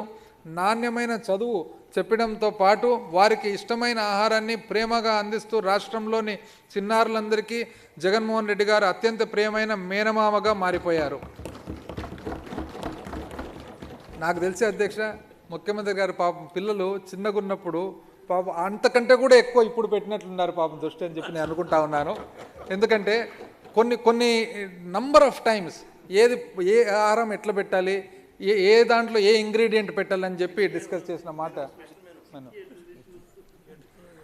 గర్భిణీ స్త్రీలకు, పాలిచ్చే తల్లులకు మరియు 6 నుండి 72 నెలల మధ్య వయస్సు ఉన్న పిల్లలకు ఉన్న రక్తహీనత మరియు పోషకాహారం లోపం సమస్యను పరిష్కరించడానికి వైఎస్ఆర్ సంపూర్ణ పోషణ పథకాన్ని అంగన్వాడీ కేంద్రాల ద్వారా నిర్వహిస్తున్నాము. రాష్ట్ర వ్యాప్తంగా 55,607 అంగన్వాడీ కేంద్రాల ద్వారా 6 నుండి 72 నెలల మధ్య వయస్సు గల 23,70,000 మంది పిల్లలకు మరియు 6,46,000 మంది గర్భిణీలు మరియు పాలిచ్చే తల్లులకు సంపూర్ణ పౌష్టికాహార భోజనం, పాలు మరియు గుడ్లను అందజేస్తున్నాం. వీటి అమలు ద్వారా 2వ సుస్థిర అభివృద్ధి లక్ష్యాలను ఆకలిని అంతం చేయటం, ఆహార భద్రతను సాధించడం మరియు పోషణను మెరుగుపరచడంలను సాధించగలుగుతున్నాం. మహిళా సాధికారత.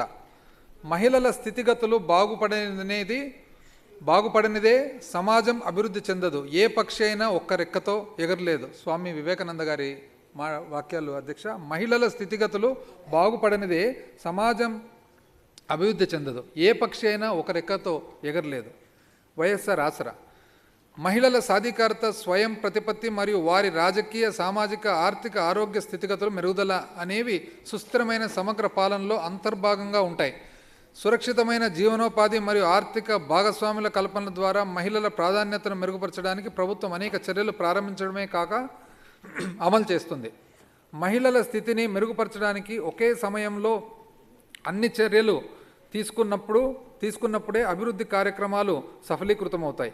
మహిళలకు ఆర్థిక స్వాతంత్ర్యం కలుగజేయటం, రుణ విషయ వలయం నుంచి బయటకు, డెట్ ట్రాప్ నుంచి బయటకు తీసుకురావడానికి ప్రభుత్వం ప్రథమ కర్తవ్యం. 2019 ఏప్రిల్ 11 నాటికి ఉన్న 27,168 కోట్ల రూపాయల స్వయం సహాయక సంఘాల యొక్క బ్యాంకు బకాయిలను 4 విడతలుగా తిరిగి చెల్లిస్తామని చెప్పి గౌరవ ముఖ్యమంత్రి గారు వాగ్దానం చేశారన్న విషయం మీ అందరికీ తెలిసిందే. ఈ వాగ్దానాన్ని నెరవేర్చడానికి మన ప్రభుత్వము 2020 సెప్టెంబర్ 11న వైఎస్ఆర్ ఆసరా పథకాన్ని ప్రారంభించింది. ఈ పథకం అమల్లో భాగంగా వివిధ సంక్షేమ సంస్థల ద్వారా మొదటి విడతగా 6,337 కోట్ల రూపాయలు విడుదల చేయడం జరిగింది. గ్రామీణ పట్టణ ప్రాంతాల్లోని 8.71 లక్షల స్వయం సహాయ 2021-22లో వైఎస్ఆర్ ఆసరా పథకం 2వ విడత కింద 6,337 కోట్ల రూపాయలు ఖర్చు చేయబోతున్నాం. ఐ రిపీట్ అధ్యక్ష, మొదటి విడతగా 6,337 కోట్ల రూపాయలు విడుదల చేయడం జరిగింది. గ్రామీణ పట్టణ ప్రాంతంలోని 8.71 లక్షల స్వయం సహాయక సంఘాల ప్రయోజనాల కోసం 2021-22లో వైఎస్ఆర్ ఆసరా పథకం 2వ విడత కింద 6,337 కోట్ల రూపాయలు ఖర్చు చేయబోతున్నాం. ఇక్కడ I would like to take a break అధ్యక్ష, మీ అనుమతితో. ప్రతిపక్షం వారు లేరు అధ్యక్ష, వాళ్ళు ఉండింటే బాగుండేది. ఎందుకంటే 2014లో రుణమాఫీ అని చెప్పి ఎంత రుణము ఎంత మాఫీ చేసినారో వాళ్ళకే తెలుసు అధ్యక్ష. చివరి క్షణము రేపు ఎలక్షన్ ఉందంటే ముందు రోజు పసుపు కుంకుమ అని చెప్పారు అధ్యక్ష. దాంట్లో పసుపు లేదు, కుంకుమ లేదు అధ్యక్ష. ఇది యాక్చువల్గా వాస్తవం. మాట ఇచ్చడం, మాట అందుకనే చెప్పడం జరిగింది అధ్యక్ష. ఏమని?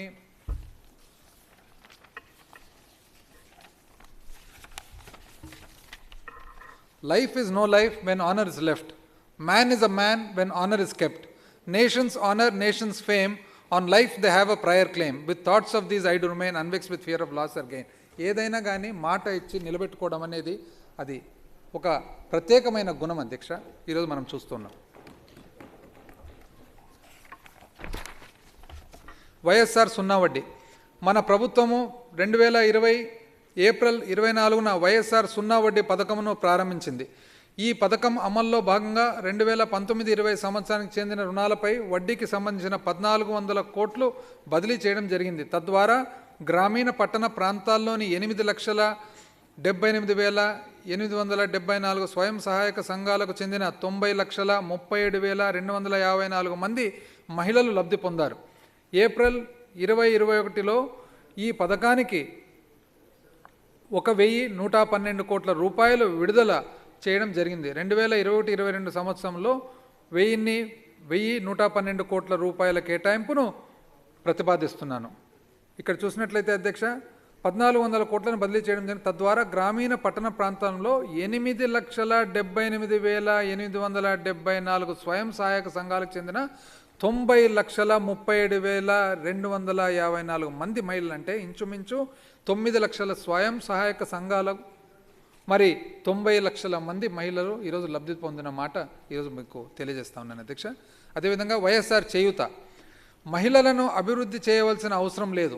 నిజం చెప్పాలంటే అభివృద్ధికే మహిళల సహకారం అవసరం అన్నారు ఐక్యరాజ్య సమితి మాజీ సెక్రటరీ జనరల్ కోఫీ అన్నాన్. అసలు నిజం చెప్పాలంటే అభివృద్ధికే మహిళల సహకారం అవసరం అని చెప్పి అన్నారు అధ్యక్ష. ఆర్థిక స్వతంత్రం, అధికారం పొందిన మహిళలు వారి కుటుంబాలు, సమాజం మరియు జాతీయ ఆర్థిక వ్యవస్థలకు ఎక్కువ సహకరిస్తారు.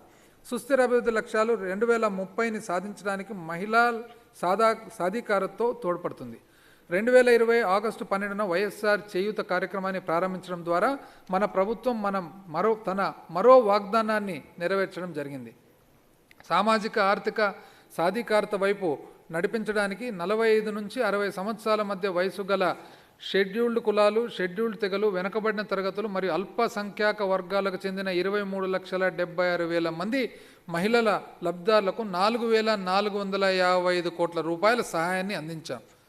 దాదాపు 45 నుంచి 60 సంవత్సరాల మధ్య వయసు గల షెడ్యూల్డ్ కులాలు, షెడ్యూల్డ్ తెగలు, వెనుకబడిన తరగతులు మరియు అల్పసంఖ్యాక వర్గాలకు అధ్యక్ష 23,76,000 మంది మహిళల లబ్ధిదారులకు 4,455 కోట్ల రూపాయల సహాయాన్ని అందించాం. రెండవ విడత ఆర్థిక సాయం కూడా త్వరలో విడుదల చేయడానికి ప్రతిపాదిస్తున్నాను. ఆర్థికంగా వెనుకబడిన తరగతుల మహిళలకు కూడా ఇదే విధమైన ఆర్థిక సహాయాన్ని అందించుటకు ప్రభుత్వం నిర్ణయించింది. దిశ అమల్లో భాగంగా మహిళల భద్రత, రక్షణ మరియు సాధికారత దిశగా ప్రభుత్వం మహిళా రక్షకభట నిలయాలను దిశ రక్షకభట నిలయంగా మార్చి చేయడం, దిశ మొబైల్ యాప్ను ఏర్పాటు చేయడం, ఫారెన్సిక్ సైన్స్ ప్రయోగశాలను బలోపేతం చేయడం వంటి అనేక చర్యలు తీసుకుంది. రాష్ట్ర వ్యాప్తంగా 700 మహిళా సహాయక డెస్కులు ఏర్పాటు చేయబడ్డాయి. 5వ సుస్థిర అభివృద్ధి లక్ష్యమైన లింగ సమానత్వం మరియు 8వ సుస్థిర అభివృద్ధి లక్ష్యమైన నిరంతర సమగ్ర మరియు స్థిరమైన ఆర్థిక వృద్ధిని ప్రోత్సహించడం, పూర్తి ఉత్పాదకతతో కూడిన ఉపాధిని కల్పించడంతో భాగంగా ఎంతో ముఖ్యమైన విషయం ఏమిటంటే మహిళలు మరియు పిల్లల ఆరోగ్య, పోషణ మరియు సంక్షేమం కోసం వనరులు కేటాయించ ప్రభుత్వం కర్తవ్యం. 2021-22 మొత్తం బడ్జెట్ వ్యయంలో అధ్యక్ష పిల్లల అభివృద్ధికి 16,748 కోట్ల 47 లక్షల రూపాయలు 16,748 కోట్ల 47 లక్షల రూపాయలు మరియు మహిళల అభివృద్ధికి 47,283 కోట్ల 21 లక్షలు 47,283 కోట్ల 21 లక్షల రూపాయలు ఖర్చు అవుతుందని చెప్పి గౌరవ సభకు తెలియజేస్తున్నాను.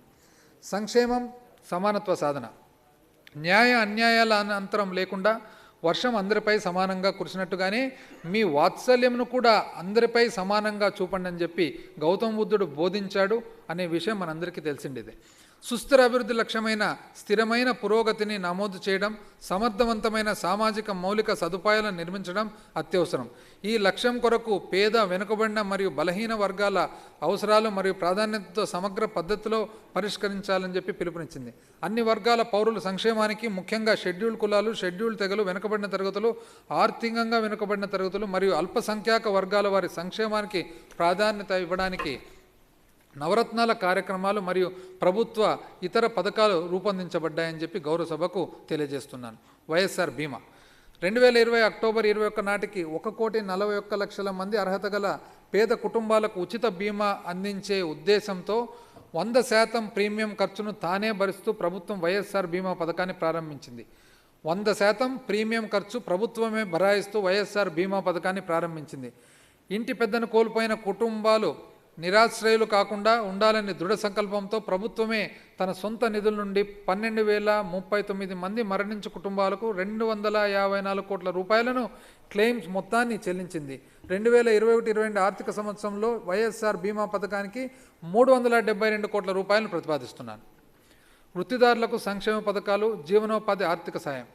వైఎస్ఆర్ వాహనమిత్ర పథకం ద్వారా ప్రభుత్వం ఆటో, ట్యాక్సీ మరియు మ్యాక్సీ క్యాబ్ కలిగి ఉన్న 2,83,000 మంది డ్రైవర్లకు 283 కోట్ల రూపాయల ఆర్థిక సాయం చేసింది. వైఎస్ఆర్ నేతన్న నేస్తం పథకం కింద ప్రభుత్వం 81,000 చేనేత కుటుంబాలకు 194 కోట్ల 46 లక్షల రూపాయల ఆర్థిక సాయం చేసింది. జగనన్న చేదోడు పథకం 10 లక్షల చిరు వ్యాపారాలకు వారి మూలధన అవసరాలకు నిమిత్తం మరియు మార్కెట్లో లభించే ఇతర అధిక వడ్డీ రేట్ల నుండి ఉపశమనం పొందడానికి వడ్డీ లేని రుణాలు 10,000 చొప్పున మొత్తము 1,000 కోట్లు అందిస్తున్నాం.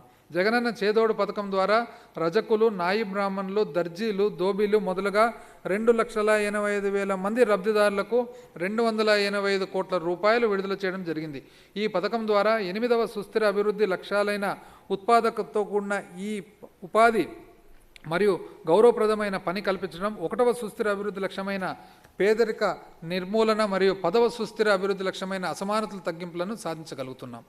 ఉప ప్రణాళికలు అభివృద్ధి సూచికల్లో కూడిన అంతరాలను తగ్గించడానికి షెడ్యూల్ కులాలు, షెడ్యూల్ తెగలు మరియు వెనుకబడిన తరగతులకు చెందిన సమాజాల వ్యయం, ప్రయోజనాల మరియు అభివృద్ధి కొరకైన జనాభా ప్రతిపాదికన ఉప ప్రణాళికలు రూపొందించబడ్డాయి. వెనుకబడిన తరగతుల ఉప ప్రణాళిక. మన ప్రభుత్వం వెనుకబడిన తరగతులను బ్యాక్వర్డ్ క్లాసెస్ అని కాక బ్యాక్ బోన్ క్లాసెస్ అని పరిగణిస్తుంది. మన ప్రభుత్వం వెనుకబడిన తరగతులను బ్యాక్వర్డ్ క్లాసెస్ అని కాకుండా బ్యాక్ బోన్ క్లాసెస్ అని పరిగణిస్తుంది.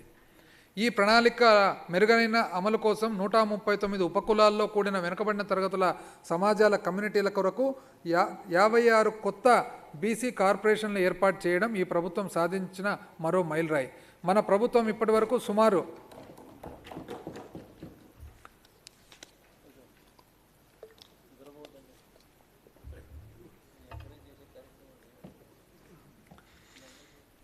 33,500 కోట్ల రూపాయలను 2,71,37,253 వెనుకబడిన తరగతులు చెందించిన లబ్ధిదారుల కొరకై ఖర్చు చేసింది.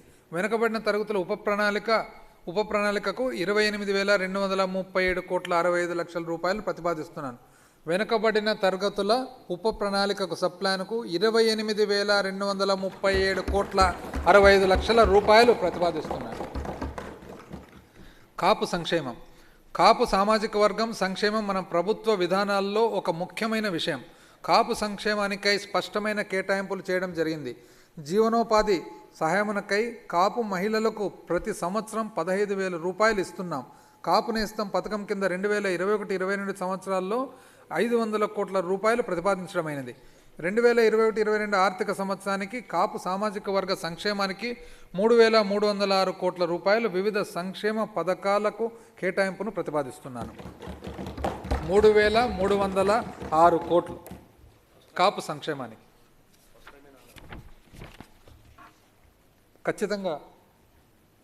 ఖచ్చితంగా అధ్యక్ష, ఎందుకంటే ఇప్పుడు కూడా ఒక్కసారి ప్రతిపక్షం వాళ్ళు ఉంటే బాగుండని అనిపిస్తుంది అధ్యక్ష. ఎందుకంటే వాళ్ళు అప్పట్లో చెప్పిన మాటలు అది ఎంత మటుకు అది నిజాలైనాయి, ఇప్పుడు చెప్పిన మాట కంటే ఎంత ఎక్కువ నిజమవుతుందని చెప్పి ఒక్కసారి గమనించుకునేదానికి.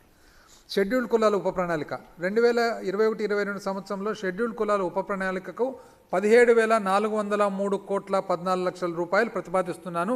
అది గత సంవత్సరం కేటాయింపు కంటే 22.4%. గత సంవత్సరం కంటే 22.4%, 14,218 కోట్లు ఎక్కువ అధ్యక్ష. షెడ్యూల్ తెగల ఉప ప్రణాళిక. షెడ్యూల్ తెగల ఉప ప్రణాళికకు 6,131 కోట్ల 24 లక్షల రూపాయలు ప్రతిపాదిస్తున్నాను. ఇది గత సంవత్సరం కేటాయింపు కంటే 27.25%, 4,814 కోట్లు ఎక్కువ. అల్పసంఖ్యాక వర్గాల కార్యాచరణ ప్రణాళిక. అల్పసంఖ్యాక వర్గాల ప్రయోజనాలను పరిరక్షించాల్సిన అవసరాన్ని భారత రాజ్యాంగం స్పష్టంగా తెలియజేస్తుంది.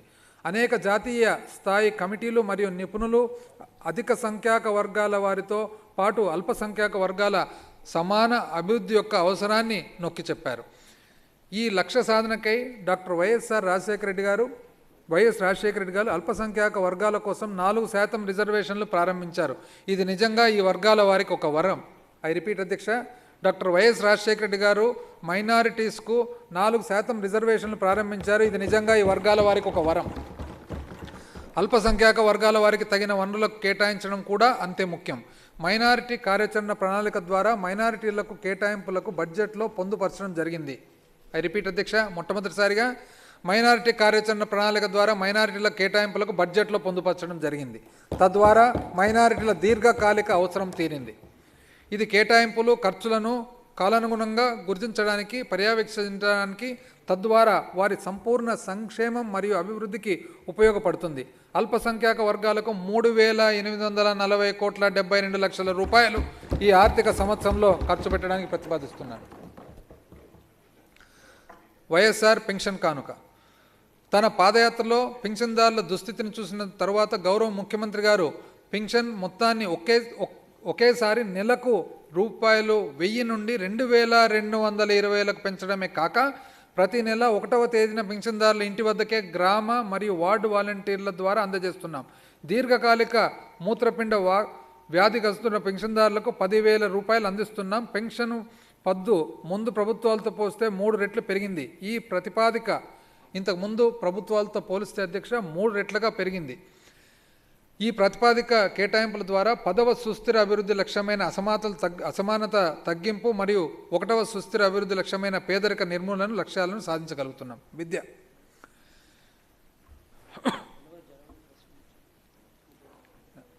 త్వరలోనే అధ్యక్ష త్వరలోనే 2250 నుంచి 2500 కాబోతుంది. ఆ తర్వాత 2750, ఆ తర్వాత జనవరి 1వ తారీఖు నుంచి అధ్యక్ష.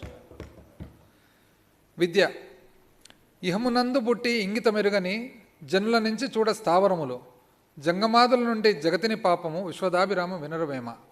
ఇహమునందు పుట్టి ఇంగిత మెరుగని జనుల నుంచి చూడ స్థావరములు జంగమాదులనట జగతిని పాపం విశ్వదాభిరామ వినరవేమ. మానవుడిగా పుట్టినందుకు జ్ఞానం సంపాదించాలి. జ్ఞానం లేనివాడు పశుపక్షాదులతో సమానం. కాబట్టి జ్ఞానార్జనే మానవ జన్మ పరమార్థం అని చెప్పి అంటున్నాడు యోగి వేమన గారు. వేమన గారు అధ్యక్ష మనందరికీ తెలిసిన విషయమే. కడప జిల్లాలో జన్మించి తాను చాలా సామాన్యమైన విషయాలు కూడా తరతరాలుగా ప్రతి ఒక్కరికి అర్థమయ్యేట్టుగా తన పద్యాల ద్వారా తన రాత ద్వారా తెలియపరిచిన విషయము. ఈ రోజుకి కూడా దాదాపు వేమన శతకం అంటే ఇంచుమించు మన ఒక ఆంధ్ర రాష్ట్రంలోనే కాకుండా యావత్తు భారతదేశంలో కూడా ఒక చాలా అందరూ కూడా గౌరవంతో మరి ఈరోజు దేశమంతా కూడా గర్వపడే రచయిత అధ్యక్ష. కాబట్టి జగనన్న అమ్మఒడి చదువు విలువ తెలిసిన ప్రభుత్వం ఇది. పిల్లల్ని బడికి పంపడంతో అమ్మల పాత్ర ఏమిటో తెలిసిన ప్రభుత్వం ఇది. అందుకే పిల్లలకు బడి గుడి నుడి అమ్మ ఒడియే అని తలంచి అమ్మ ఒడి పథకాన్ని ప్రారంభించిన మన ప్రభుత్వం 1వ తరగతి నుంచి ఇంటర్ వరకు చదువుతున్న లక్షలాది మందికి ఉపయోగపడేలా వారి మాతృమూర్తుల ఖాతాల్లో ఏటా 15,000 రూపాయలు జమ చేస్తుంది అమ్మ ఒడి.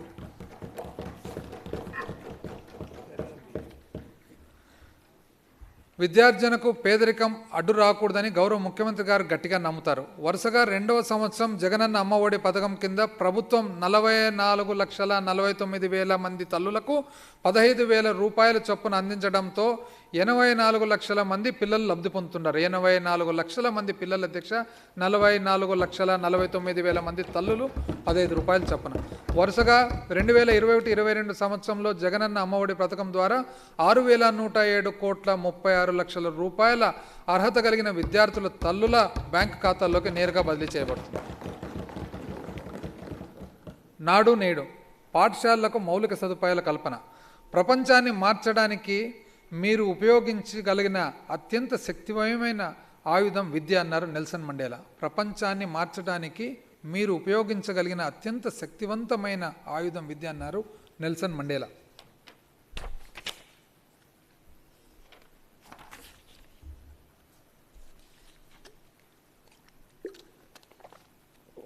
అధ్యక్ష, ఇక్కడ కొంతమంది గొప్ప వ్యక్తులను అంటే ప్రపంచంలో ఈ భూమిపై పుట్టిన గొప్ప వ్యక్తులను స్మరించుకునేదానికి ఒక అవకాశం అధ్యక్ష.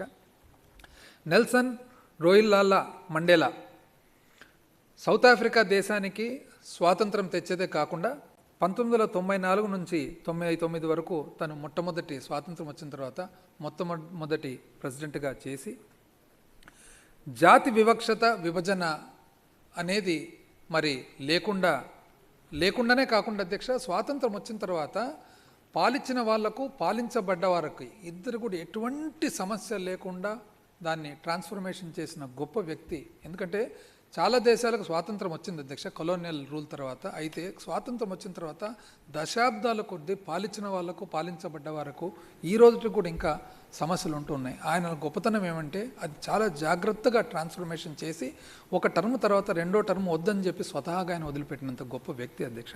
ఆయన దాదాపు స్వాతంత్రం కోసం పోరాడేటప్పుడు 27 సంవత్సరాలు ఒకే జైల్లో ఉండడం అధ్యక్ష, ఒకే సెల్లలో.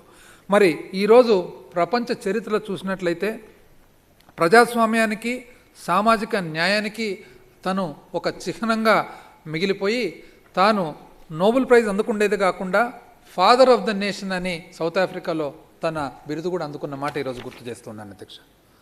మనబడి నాడు నేడు పథకం కింద ఎందుకు ఈ ప్రోగ్రాంకు ఇటువంటి గొప్ప వ్యక్తి అన్న మాటలు నేను చెప్తూ ఉన్నానంటే ఈ ప్రోగ్రాం కూడా అటువంటి గొప్ప ఆలోచనతో కూడిన ఒక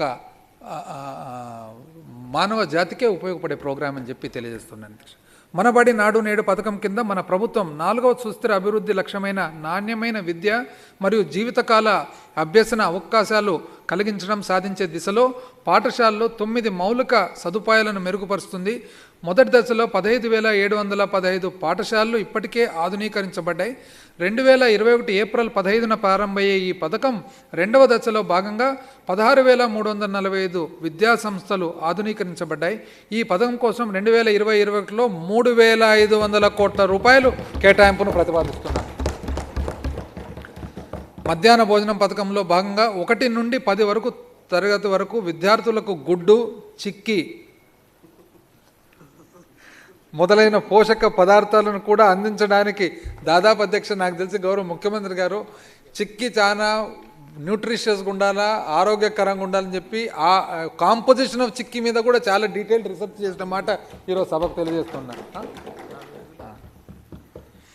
ఈ అదనపు ఖర్చును రాష్ట్ర ప్రభుత్వమే పూర్తిగా భరిస్తుంది. జగనన్న విద్యా కానుక పథకం కింద 2020-21 ఆర్థిక సంవత్సరంలో ప్రభుత్వ పాఠశాలలో 1 నుంచి 10వ తరగతి వరకు చదువుతున్న 43 లక్షల మంది విద్యార్థులకు ప్రభుత్వం 2-3 జతల స్కూల్ యూనిఫామ్లు, 1 జత బూట్లు, 2 జతల సాక్సులు, 1 బెల్టు, పాఠ్య పుస్తకాలతో పాటు నోటు మరియు వర్క్ పుస్తకాలు మొదలైన వాటిని కూడుకున్న ఒక కిట్ను అందిస్తున్నాం. ఈ విద్యా సంవత్సరం నుండి అందరూ విద్యార్థులకు ఒక ఆంగ్ల తెలుగు నిఘంటువును కూడా ఇవ్వడానికి మన ప్రభుత్వం సంకల్పించింది. ఈ విషయంలో అధ్యక్ష అంటే ఈ విద్యా విధానము రూపకల్పన చూసినట్లయితే అధ్యక్ష ఫస్ట్ గ్రేడ్ బ్రహ్మాండమైన విధానము ఇవ్వడంతో పాటు అసమానత ఉండకూడదు. బడికి పోయే పిల్లలందరూ కూడా సమానంగా ఉండాలి. ఏ ఒక్కరు కూడా మనము గ్రామీణ ప్రాంతాల్లోకి చూసినట్లయితే అధ్యక్ష కొంత ఆర్థికంగా వెనుకబడిన వాళ్ళు, ఆర్థికంగా ఉన్న వాళ్ళని చూసినట్లయితే వాళ్ళు ఒక యూనిఫామ్ వేసుకొని రావడము, మనం ఆ యూనిఫామ్ ఉండకపోవడము, కొన్ని బళ్ళల్లో యూనిఫామ్లే ఉండకపోవడం, అసమానత అనేది లేకుండా పిల్లలు చిన్నప్పటి నుంచి కూడా ఒకవైపు చదువు కరెక్ట్గా ఉండాలి, ఒకవైపు పిల్లలు ఒకరితొకరు సమానంగా ఉండాలి. ఎక్కడే కానీ నేను తక్కువ అనే భావన లేకుండా కాన్ఫిడెన్స్తో ముందుకు పోవాలనే దానికోసం రూపకల్ప చేసిన ఈ ప్రోగ్రామ్ అని చెప్పి మీ అందరికీ కూడా నేను తెలియజేస్తా ఉన్నాను అధ్యక్ష. అంటే దీని ఎంత లోతు ఉంది ఈ డిజైన్లు అనేది ఒకసారి మనం గమనించాల్సిన అవసరం ఉంది అధ్యక్ష. జగనన్న విద్యా దీవెన మరియు జగనన్న వసతి దీవెన. విద్య అంటే విషయాలను బట్టి పట్టడమే కాదు, మనసును ఆలోచింపజేసే దిశగా శిక్షణ. విద్య అంటే విషయాలను బట్టి పట్టడమే కాదు, మనస్సును ఆలోచింపజేసే దిశగా శిక్షణ. ఆల్బర్ట్ ఐన్స్టైన్ అధ్యక్ష ఇక్కడ కూడా అధ్యక్ష గొప్ప వ్యక్తి. మరి ఆల్మోస్ట్ భౌతిక శాస్త్రవేత్తల్లో ఎక్కువ పేరుగాంచిన శాస్త్రవేత్త అధ్యక్ష. ఆయన the famous equation E=mc², energy mass into speed of light square అని చెప్పి తాను థియరీ ఆఫ్ రిలేటివిటీ అధ్యక్ష డాక్టర్ సురేష్. అదేవిధంగా అధ్యక్ష 1921 సంవత్సరంలో తాను కూడా నోబెల్ ప్రైజ్ ఆయన అందుకోవడం జరిగింది. మరి ఇంతకుముందు చెప్పినట్లుగా గొప్ప వ్యక్తులు ఈ భూలోకంలో పుట్టిన వాళ్ళందరూ కూడా వాళ్ళు ఏ విధంగా సమాజానికి ప్రపంచానికి కాంట్రిబ్యూట్ చేసినారని చెప్పి ఈరోజు స్మరించుకోవడము అధ్యక్ష. ఎందుకంటే ఇటువంటి గొప్ప వ్యక్తుల ద్వారానే స్ఫూర్తి తీసుకొని మనము ఈ బడ్జెట్లు రూపకల్పన చేస్తున్నాం. కాబట్టి లాస్ట్కు ఎంత గొప్ప వ్యక్తి అంటే ఈరోజు మనము వాడుక భాషలో కూడా బాగా మేధావి, పెద్ద మేధావి, మంచి తెలివైన వాడంటే నువ్వు పెద్ద ఐన్స్టైన్ అని అంటాం. అట్లా అంత గొప్ప వ్యక్తి కాబట్టి ఈరోజు మరి స్మరించుకుంటూ ఉన్నాం అధ్యక్ష. ఆర్థికంగా బలహీనమైన కుటుంబాలకు చెందిన విద్యార్థుల ఉన్నత విద్యను పొందడానికి వీలుగా ఆహారం, వసతి గృహ ఖర్చులకు భరించడానికి పూర్తి ఫీజు రీయింబర్స్మెంట్ కల్పించడానికి ఈ పథకాలు ఉద్దేశించబడినవి. కాలేజీ యాజమాన్యాలు పారదర్శకతతో వ్యవహరించడం కోసం ఈ పథకాల ద్వారా విడుదలయ్యే నిధులను అర్హత కలిగిన విద్యార్థుల తల్లుల బ్యాంకు ఖాతాల్లోకి నేరుగా బదిలీ చేస్తున్నాం. 2020-21 గాను జగనన్న విద్యా దీవెనకు 2,500 కోట్ల రూపాయలు, జగనన్న విద్యా దీవెనకు 2,500 కోట్ల రూపాయలు, జగనన్న వసతి దీవెనకు 2,257 కోట్ల 15 లక్షల రూపాయలు కేటాయింపులను ప్రతిపాదిస్తున్నాం. ఇంచుమించు 5,000 కోట్ల రూపాయలు అధ్యక్ష. మొత్తము 2021-22కి మాధ్యమిక మరియు ఇంటర్మీడియట్ విద్యకు మొత్తము 24,624 కోట్ల 22 లక్షల రూపాయలు కేటాయింపును ప్రతిపాదించడమైనది. దాదాపు వన్ ఆఫ్ ద హైయెస్ట్ కేటాయింపుల చరిత్రలో ఎప్పుడు ఉండిండదు ఇంత కేటాయింపు. ఉన్నత విద్య. దొరలు దోచలేరు, దొంగలు ఎత్తుకుపోరు, భాతృజనం వచ్చి పంచుకోరు, విశ్వవర్ధనంబు విద్యాధనంబురా లలిత సుగుణజాల తెలుగు బాల, దొరలు దోచలేరు దొంగలు ఎత్తుకోపోరు, భాతృజనం వచ్చి పంచుకోరు, విశ్వవర్ధనంబు విద్యాధనంబురా లలిత సుగుణజాల తెలుగు బాల. జంధ్యాల పాపయ్య శాస్త్రి గారు అధ్యక్ష, one of the greatest writers in Telugu literary field. తను రాసిన గొప్ప కావ్యాలు పుష్ప విలాపము, కుంతి కుమారి. తన గొప్పతనం ఏమంటే అధ్యక్ష, ఆ కావ్యంలో అధికారానికి అభ్యర్థనకు మధ్యలో ఏ విధమైన ప్లీ ఉంటుందో, అదేవిధంగా తెలివితేటలకు అజ్ఞానానికి ఏ విధంగా తేడా ఉంటుందో తెలియపరిచిన వ్యక్తి అధ్యక్ష. కరుణశ్రీ జంధ్యాల పాపయ్య శాస్త్రి గారు చెప్పినట్లుగా విద్య అనే సంపదను దోచుకోలేరు, దొంగలు దొంగలించలేరు, అన్నాదమ్ములు అక్క చెల్లెలు వచ్చి దాన్ని పంచుకోలేరు, ప్రపంచాన్ని అభివృద్ధి చేసేది విద్య మాత్రమే. ఇది గట్టిగా నమ్మిన సిద్ధాంతం మన ప్రభుత్వం అధ్యక్ష. జాతీయ విద్యా విధానం 2020కి అనుగుణంగా 2020-21 విద్యా సంవత్సరం నుండి సవరించిన యూజీ ప్రోగ్రాం పాఠ్యాంశాలను ఇంజనీరింగ్, BA, BSc, బీకామ్ మరియు ఇతర పట్టభద్రుల కోర్సుల్లో ప్రభుత్వం ప్రవేశపెట్టింది. సవరించిన పాఠ్య ప్రణాళిక ఫలితం ఆధారమైనదే కాకుండా జీవిత నైపుణ్య అభివృద్ధి మరియు నైపుణ్య మెరుగుదల అంశాలను కలిగి ఉంటుంది. విస్తృతమైన ఎంపికలతో కూడిన చాయిస్ బేస్డ్ క్రెడిట్ సిస్టమ్ మరియు విద్యార్థుల ఉపాధిని పెంచడానికి 10 నెలలు తప్పనిసరి ఇంటర్న్షిప్ అనేది సవరించిన పాఠ్యాంశాల యొక్క ముఖ్య లక్షణాల్లో ఒకటి. ఈరోజు గమనించినట్లయితే అధ్యక్ష, అడ్వాన్స్డ్ కంట్రీస్ జర్మనీ, జపాన్, ఎన్నో దేశాల్లో ఇది ఖచ్చితంగా ఫాలో అవుతున్నారు అధ్యక్ష. ఏది ఉపాధిని పెంచడానికి ప్రతి నెలలో తప్పనిసరి internship should be a part of education process at the higher level. ఇదే కాకుండా మన రాష్ట్రంలో 2018-19 సంవత్సరంలో 32.4% ఉన్న ఉన్నత విద్యల్లో గల స్థూల నమోదు నిష్పత్తిని 2024-25 నాటికి 70% మరియు 2030 నాటికి 90% వరకు వ్యూహాత్మక ప్రణాళికను రూపొందించడం జరిగింది. దాదాపు అధ్యక్ష 2018-19లో 32.4%గా ఉన్న ఉన్నత విద్యలు గల స్థూల నమోదు 2024-25కి 70% అధ్యక్ష, 2035కు 90% వరకు పెంచే వ్యూహాత్మక ప్రణాళికను రూపొందించడం జరిగింది. ఉన్నత విద్య యొక్క నాణ్యతను నిర్ధారించడానికి రాబోయే 5 సంవత్సరాల్లో అన్ని విశ్వవిద్యాలయం మరియు 50% కళాశాలను నేషనల్ అసెస్మెంట్ మరియు అక్రెడిషన్ కౌన్సిల్ NAC చేత గుర్తింపు పొందాలనే ఉద్దేశంతో క్వాలిటీ అష్యూరెన్స్ సెల్ను స్థాపించడం జరిగింది. 2021-22 సంవత్సరంలో ఉన్నత విద్య కోసం 1973.16 కోట్ల కేటాయింపును ప్రతిపాదించారు. యువజన సంక్షేమం, నైపుణ్య అభివృద్ధి మరియు ఉపాధి. మన రాష్ట్రానికి చెందిన క్రీడాకారులు జాతీయ అంతర్జాతీయ స్థాయిలో పలు క్రీడా విభాగాల్లో రాణిస్తున్నారు. క్రీడా మౌలిక సదుపాయాల అభివృద్ధిలో భాగంగా 36 క్రీడా వికాస కేంద్రాలను నిర్మాణం పూర్తి చేయడం జరిగింది. 36 క్రీడా వికాస కేంద్రాల నిర్మాణం పూర్తి చేయడం జరిగింది. ఇంకా 79 క్రీడా వికాస కేంద్రాల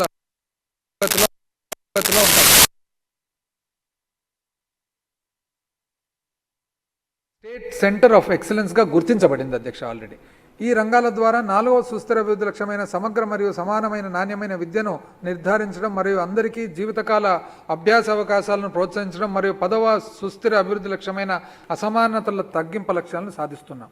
గృహ నిర్మాణం.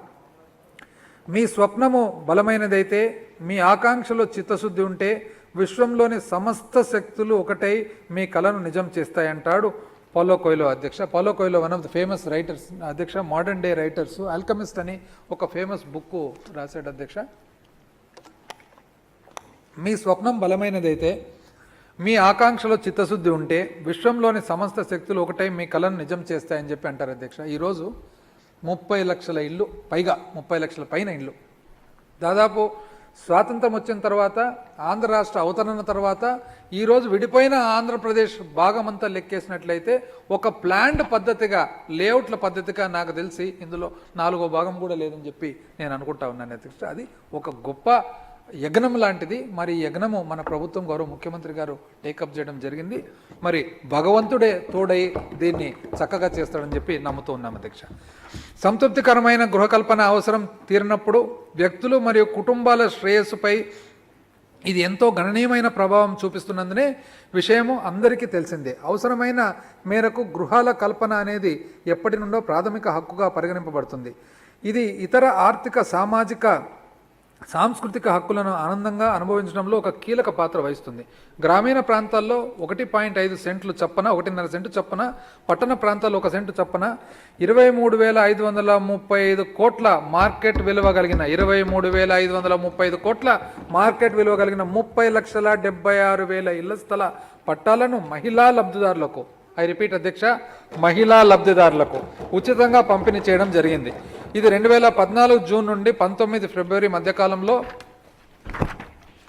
గత ప్రభుత్వం పంపిణీ చేసి 4,63,698 ఇళ్ల పట్టాలతో పోలిస్తే 6 రెట్లు ఎక్కువ అని గౌరవ సభకు తెలియజేస్తున్నాను. ఈ పట్టాలు పంపిణీ కార్యక్రమంలో అధ్యక్ష నేను కూడా నియోజకవర్గంలో తిరగడం జరిగింది. అందరి మాదిరిగా నేను చాలామందిని అడిగినాను అన్నమాట, ఏమ్మా ఇప్పుడు ప్రభుత్వం కానీ మన ముఖ్యమంత్రి గారు మీకు ఏదైతే ఆస్తి ఇస్తున్నారో మీరు పుట్టింటి ఎవరన్నా ఇచ్చినారమ్మా అంటే చాలామంది పుట్టింట్లో కూడా ఇవ్వలేదు సార్ అని అన్నారు. ఎందుకంటే ఒక్కొక్కరికి ఆ పట్టా ఇచ్చేటప్పటికి 5 లక్షల రూపాయల ఆస్తి ఒకటే రోజు పేపర్ ద్వారా వచ్చిన విషయం ఈరోజు గుర్తు చేస్తున్నాను అధ్యక్ష. చాలామందిని అడిగినాను, పుట్టింటి నుంచి ఆస్తి ఇంత వచ్చిందమ్మంటే మాకు ఇప్పుడు ఇవ్వలేదు సార్. 28,70,000 లబ్ధిలో 2 దశల్లో 50,940 కోట్ల ప్రాజెక్టు విలువ కలిగిన 28,30,000 ఇండ్లను నిర్మించాలని మన ప్రభుత్వం లక్ష్యంగా పెట్టుకుంది. రాష్ట్ర ఆర్థిక వ్యవస్థకు శక్తినివ్వటమే కాక ఉపాధి అవకాశాలను కూడా కల్పిస్తుంది. వైఎస్ఆర్ జగనన్న కాలనీల పేరున 17,005 లేఅవుట్లలో 17,005 లేఅవుట్లు ఇండ్ల స్థలాలు పంపిణీ చేయబడ్డాయి. ఈ లేఅవుట్లో నీటి సరఫరా, విద్యుత్, అప్రోచ్ రహదారులు, అంతర్గత రహదారులు, కాలువలు మరియు ఇతర సామాజిక మౌలిక సదుపాయాలను ప్రభుత్వం అందిస్తుంది. పట్టణ ప్రాంతాల్లో అర్హత కలిగిన మహిళా లబ్ధిదారులకు 2,62,000 టిడ్కో గృహాలను సంబంధించిన 21,345 కోట్ల రూపాయల విలువగల అమ్మకపు ఒప్పందాలను కూడా మన ప్రభుత్వం అందజేస్తుంది. 10వ సుస్థిర అభివృద్ధి లక్ష్యమైన నగరాలు మరియు మానవ నివాసాలు కలుపుకొని సురక్షితంగా, సుస్థిరంగా మార్చడం మరియు అసమానతలు తగ్గించడంలకు అనుగుణంగా 2021-22 సంవత్సరం గాను గృహ నిర్మాణ మరియు మౌలిక సదుపాయాల కల్పనకు 5,661 కోట్ల 57 లక్షల రూపాయలు కేటాయింపును ప్రతిపాదిస్తున్నారు. గ్రామీణాభివృద్ధి. రాష్ట్రం సమర్థవంతంగా అభివృద్ధి చెందాలంటే గ్రామీణ జీవితాల సమగ్రాభివృద్ధి తప్పనిసరి. అనగా గ్రామాల్లో విద్య, ఉపాధి అవకాశాలు, మౌలిక సదుపాయాలు, గృహ నిర్మాణం, పౌర సౌకర్యాలు మరియు పర్యావరణ పరిస్థితులు అభివృద్ధి చెందాలి. గ్రామాల్లో ఉత్పాదకతను మరియు పెంచడానికి ఆధునిక పద్ధతులు మరియు నైపుణ్యాలు గ్రామస్తులకు ఎప్పటికప్పుడు తెలిసి ఉండాలి. వ్యవసాయ ఆధునీకరణ, గ్రామీణ మౌలిక సదుపాయాల్లో పెట్టుబడులు పెట్టడం, విద్య మరియు ఆరోగ్యం పెంపు దిశగా చర్యలు చేపట్టడం, ఆదాయ మద్దతును చేకూర్చడం, సమర్థవంతమైన సమన్వయ యంత్రాంగాలతో సహకారం చేకూర్చడం ద్వారా గ్రామీణ అభివృద్ధికి మా ప్రభుత్వం విస్తృత బహుళ రంగ విధానం ద్వారా ఎంతో కృషి చేస్తుంది. స్థిరమైన జీవనోపాధిని సాధించడానికి మరియు గ్రామీణ ప్రాంతాల్లో జీవనోపాధిని విస్తరించి మన్నికైన ఆస్తులను సృష్టించడానికి 24 లైన్ విభాగాలతో మహాత్మా గాంధీ జాతీయ ఉపాధి హామీ పథకం కింద ప్రభుత్వం వివిధ కన్వర్జెన్స్ కార్యక్రమాలు అమలు చేస్తుంది. 2020-21 సంవత్సరంలో 2,593 లక్షల పనిదినాలను కల్పనతో పాటు 5,957 కోట్ల 60 లక్షల రూపాయల విలువగల వేతనాలు పంపిణీ చేయబడ్డాయి. ఇంతేగాక 68,367 వ్యవసాయ చెరువుల త్రవ్వకం మరియు 29,965 నీళ్ల ట్యాంకులు నుండి పూడికలు తొలగించడం జరిగింది. భవన నిర్మాణ సామాగ్రిని అందించే సహకారంలో భాగంగా 235 కిలోమీటర్ల సీసీ రోడ్ల ఏర్పాటు, పాఠశాలలకు 502 కిలోమీటర్ల ప్రహారీ గోడల నిర్మాణం, 2,406 గ్రామ సచివాలయ భవనాల నిర్మాణం, 459 వైఎస్ఆర్ ఆరోగ్య కేంద్ర భవనాల నిర్మాణం, 577 రైతు భరోసా కేంద్రాల ఏర్పాటు పూర్తి గావించడమైనది. వీటికి గాను 3,600 కోట్ల రూపాయలను ఖర్చు చేయడం అయింది. ఇంతేగాక 56,762 ఎకరాల్లో ఉద్యానవన మొక్కల పెంపకం, 10,700 కిలోమీటర్ల పొడవు గల రోడ్లకు ఇరువైపుల మొక్కలు పెంపకం, 3,553 కిలోమీటర్ల పొడవు గల జగనన్న కాలనీలో ప్లాంటేషన్ చేయుటకు నిర్మాణ సామాగ్రి అందించడం జరిగింది.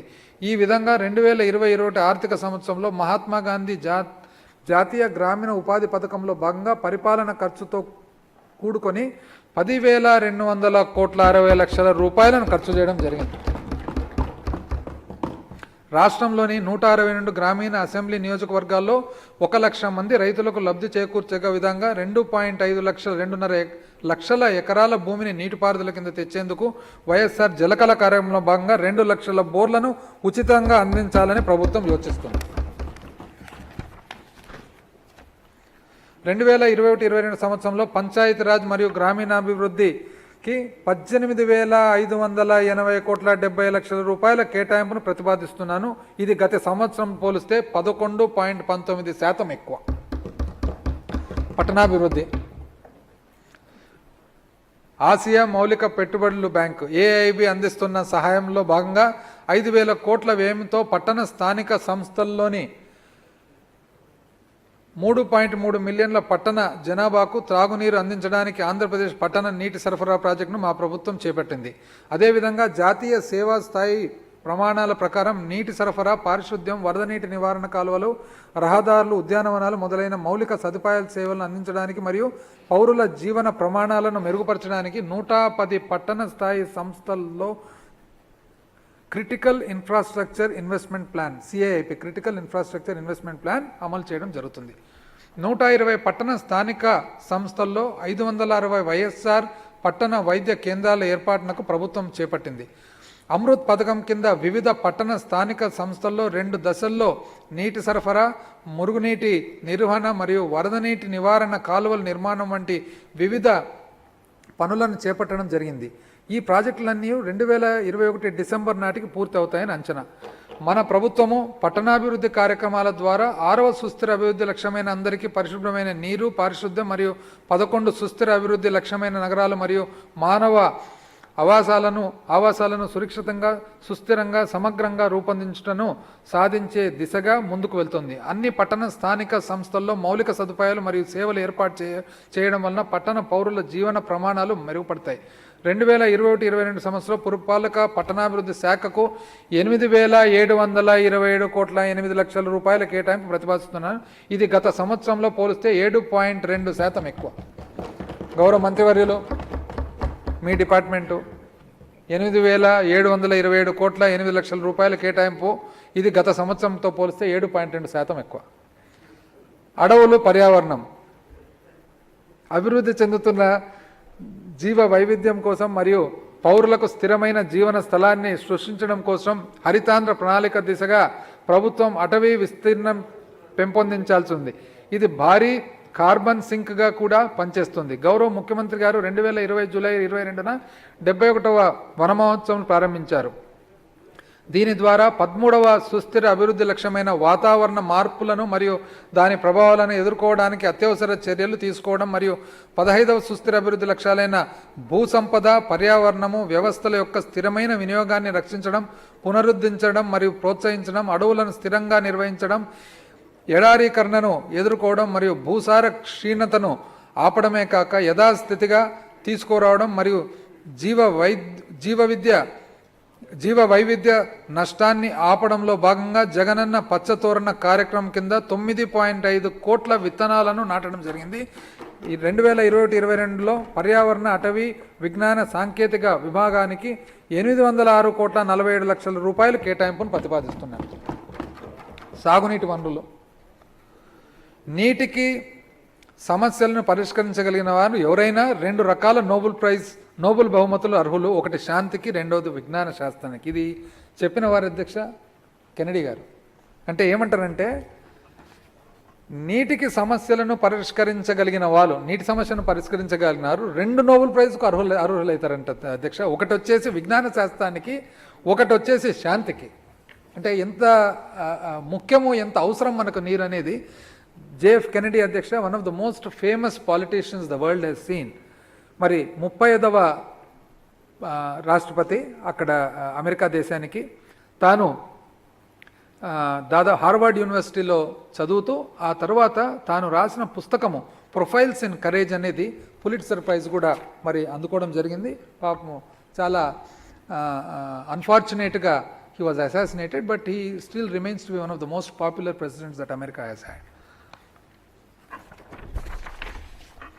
ప్రభుత్వము 54 జలయజ్ఞం ప్రాజెక్టులను చేపట్టగా వాటిలో 14 పూర్తయ్యాయి. మిగిలిన 40 ప్రాజెక్టులు పూర్తయిన తర్వాత పెద్ద మరియు మధ్య తరహా నీటిపారుదల ప్రాజెక్టుల కింద 27,62,00,000 ఎకరాల కొత్త నీటిపారుదల సామర్థ్యం కల్పించబడటమే కాక 5,03,00,000 ఎకరాల ఆయకట్టు స్థిరీకరింపబడుతుంది. బహుళార్థ సాధక ప్రాజెక్ట్ అయిన పోలవరం ప్రాజెక్టులో 66.86% హెడ్ వర్క్స్, 91.69 కుడి ప్రధాన కాలువ మరియు 69.96 ఎడమ ప్రధాన కాలువ పనులు పూర్తయ్యాయని మరియు పనులు వేగంగా జరుగుతున్నాయని గౌరవ సభకు తెలియజేస్తున్నాయి. రిపీట్ అధ్యక్ష. బహుళార్థక సాధక ప్రాజెక్ట్ అయిన పోలవరం ప్రాజెక్ట్ అధ్యక్ష మల్టీపర్పస్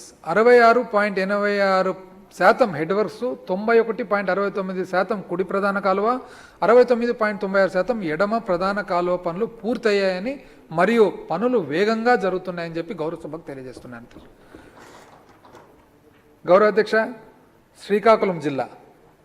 శ్రీకాకుళం జిల్లాలోని 9 మండలాల్లో 45,000 ఎకరాల విస్తీర్ణంలో నీటిపారుదల సామర్థ్యాన్ని సృష్టించే బొడ్డేపల్లి రాజగోపాలరావు వంశధార ప్రాజెక్టు 86% పూర్తయింది అధ్యక్ష. ఇది 2021 జూలై నాటికి పూర్తవుతుందని అంచనా వేయబడింది. వంశధార మరియు నాగావళి నదులు అనుసంధానం, మహేంద్ర తనయ నదిపై offshore reservoir, Sardar Gouthu Latchanna Thotapalli barrage project మరియు గజపతి నగరం బ్రాంచ్ కాలువ, శ్రీ గొర్ల శ్రీరాములు నాయుడు మద్దువలస రిజర్వాయర్ ప్రాజెక్టు, 2వ దశ పూల సుబ్బయ్య వెలుగొండ ప్రాజెక్టు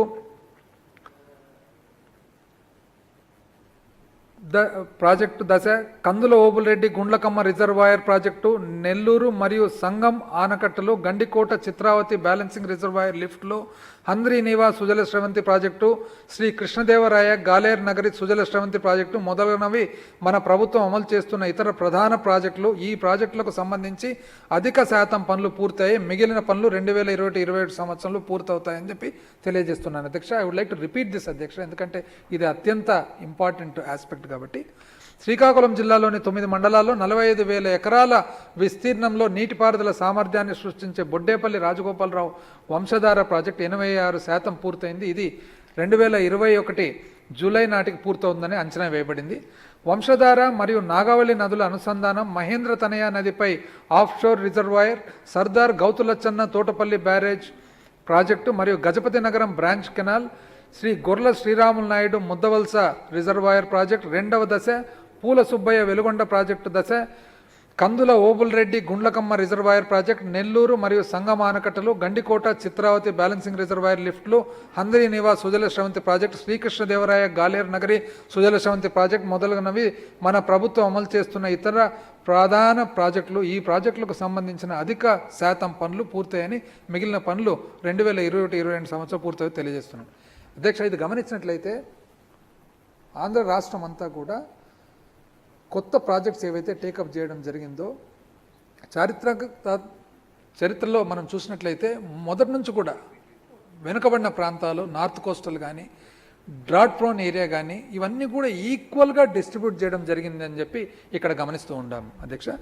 మన ప్రభుత్వం జలయజ్ఞం కింద నీటిపారుదలలో కొరకు నీటి లభ్యతను మెరుగుపరచడం ద్వారా 9వ సుస్థిర అభివృద్ధి లక్ష్యాలైన స్థితిస్థాపకతతో కూడిన మౌలిక సదుపాయాల కల్పన, సమగ్ర మరియు స్థిరమైన పారిశ్రామీకరణ మరియు నూతన ఆవిష్కరణలు ప్రోత్సహించడం మరియు 2వ సుస్థిర అభివృద్ధి లక్ష్యాలైన ఆకలిని తీర్చడం, ఆహార భద్రతను సాధించడం, పోషణను మెరుగుపరచడం మరియు స్థిరమైన వ్యవసాయాన్ని ప్రోత్సహించడంలో సాధించే దిశగా చర్యలు చేపడుతోంది. 2021-22 సంవత్సరంలో నీటిపారుదల శాఖకు 13,237,88 లక్షల రూపాయల కేటాయింపును ప్రతిపాదించడమైనది. ఇది గత సంవత్సరంలో పోలిస్తే 12.13% ఎక్కువ. 13,237,78 లక్షలు అధ్యక్ష. పరిశ్రమలు మరియు మౌలిక సదుపాయాలు. మార్పు యొక్క గాలిలు వీచినప్పుడు గోడలు నిర్మించే వాళ్ళు కొందరైతే గాలిమర్లు నిర్మించేవారు కొందరు. మార్పు అనే గాలి వీచేటప్పుడు అంత అధ్యక్ష కొంతమంది గోడ నిర్మిస్తారంట, కొంతమంది ఆలోచన కలిగిన వాళ్ళు, ఫోర్సైట్ కలిగిన వాళ్ళు, విజన్ కలిగిన వాళ్ళు మళ్ళీ గాలిమర్లు నిర్మిస్తారంట. అట్లా ఈ ప్రభుత్వం ఆలోచన అధ్యక్ష.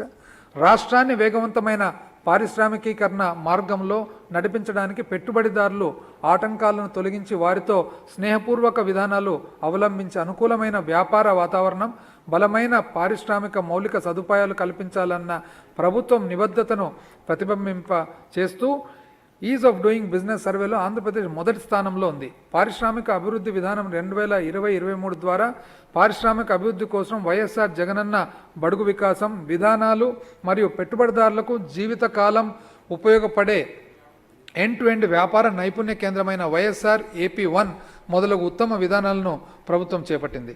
2020-21 సంవత్సరంలో కోవిడ్-19 మహమ్మారి ఉన్నప్పటికీ మన రాష్ట్రం ప్రపంచ మరియు దేశీయ పెట్టుబడిదారులకు నిరంతర ఆసక్తిని కలిగించగలిగింది.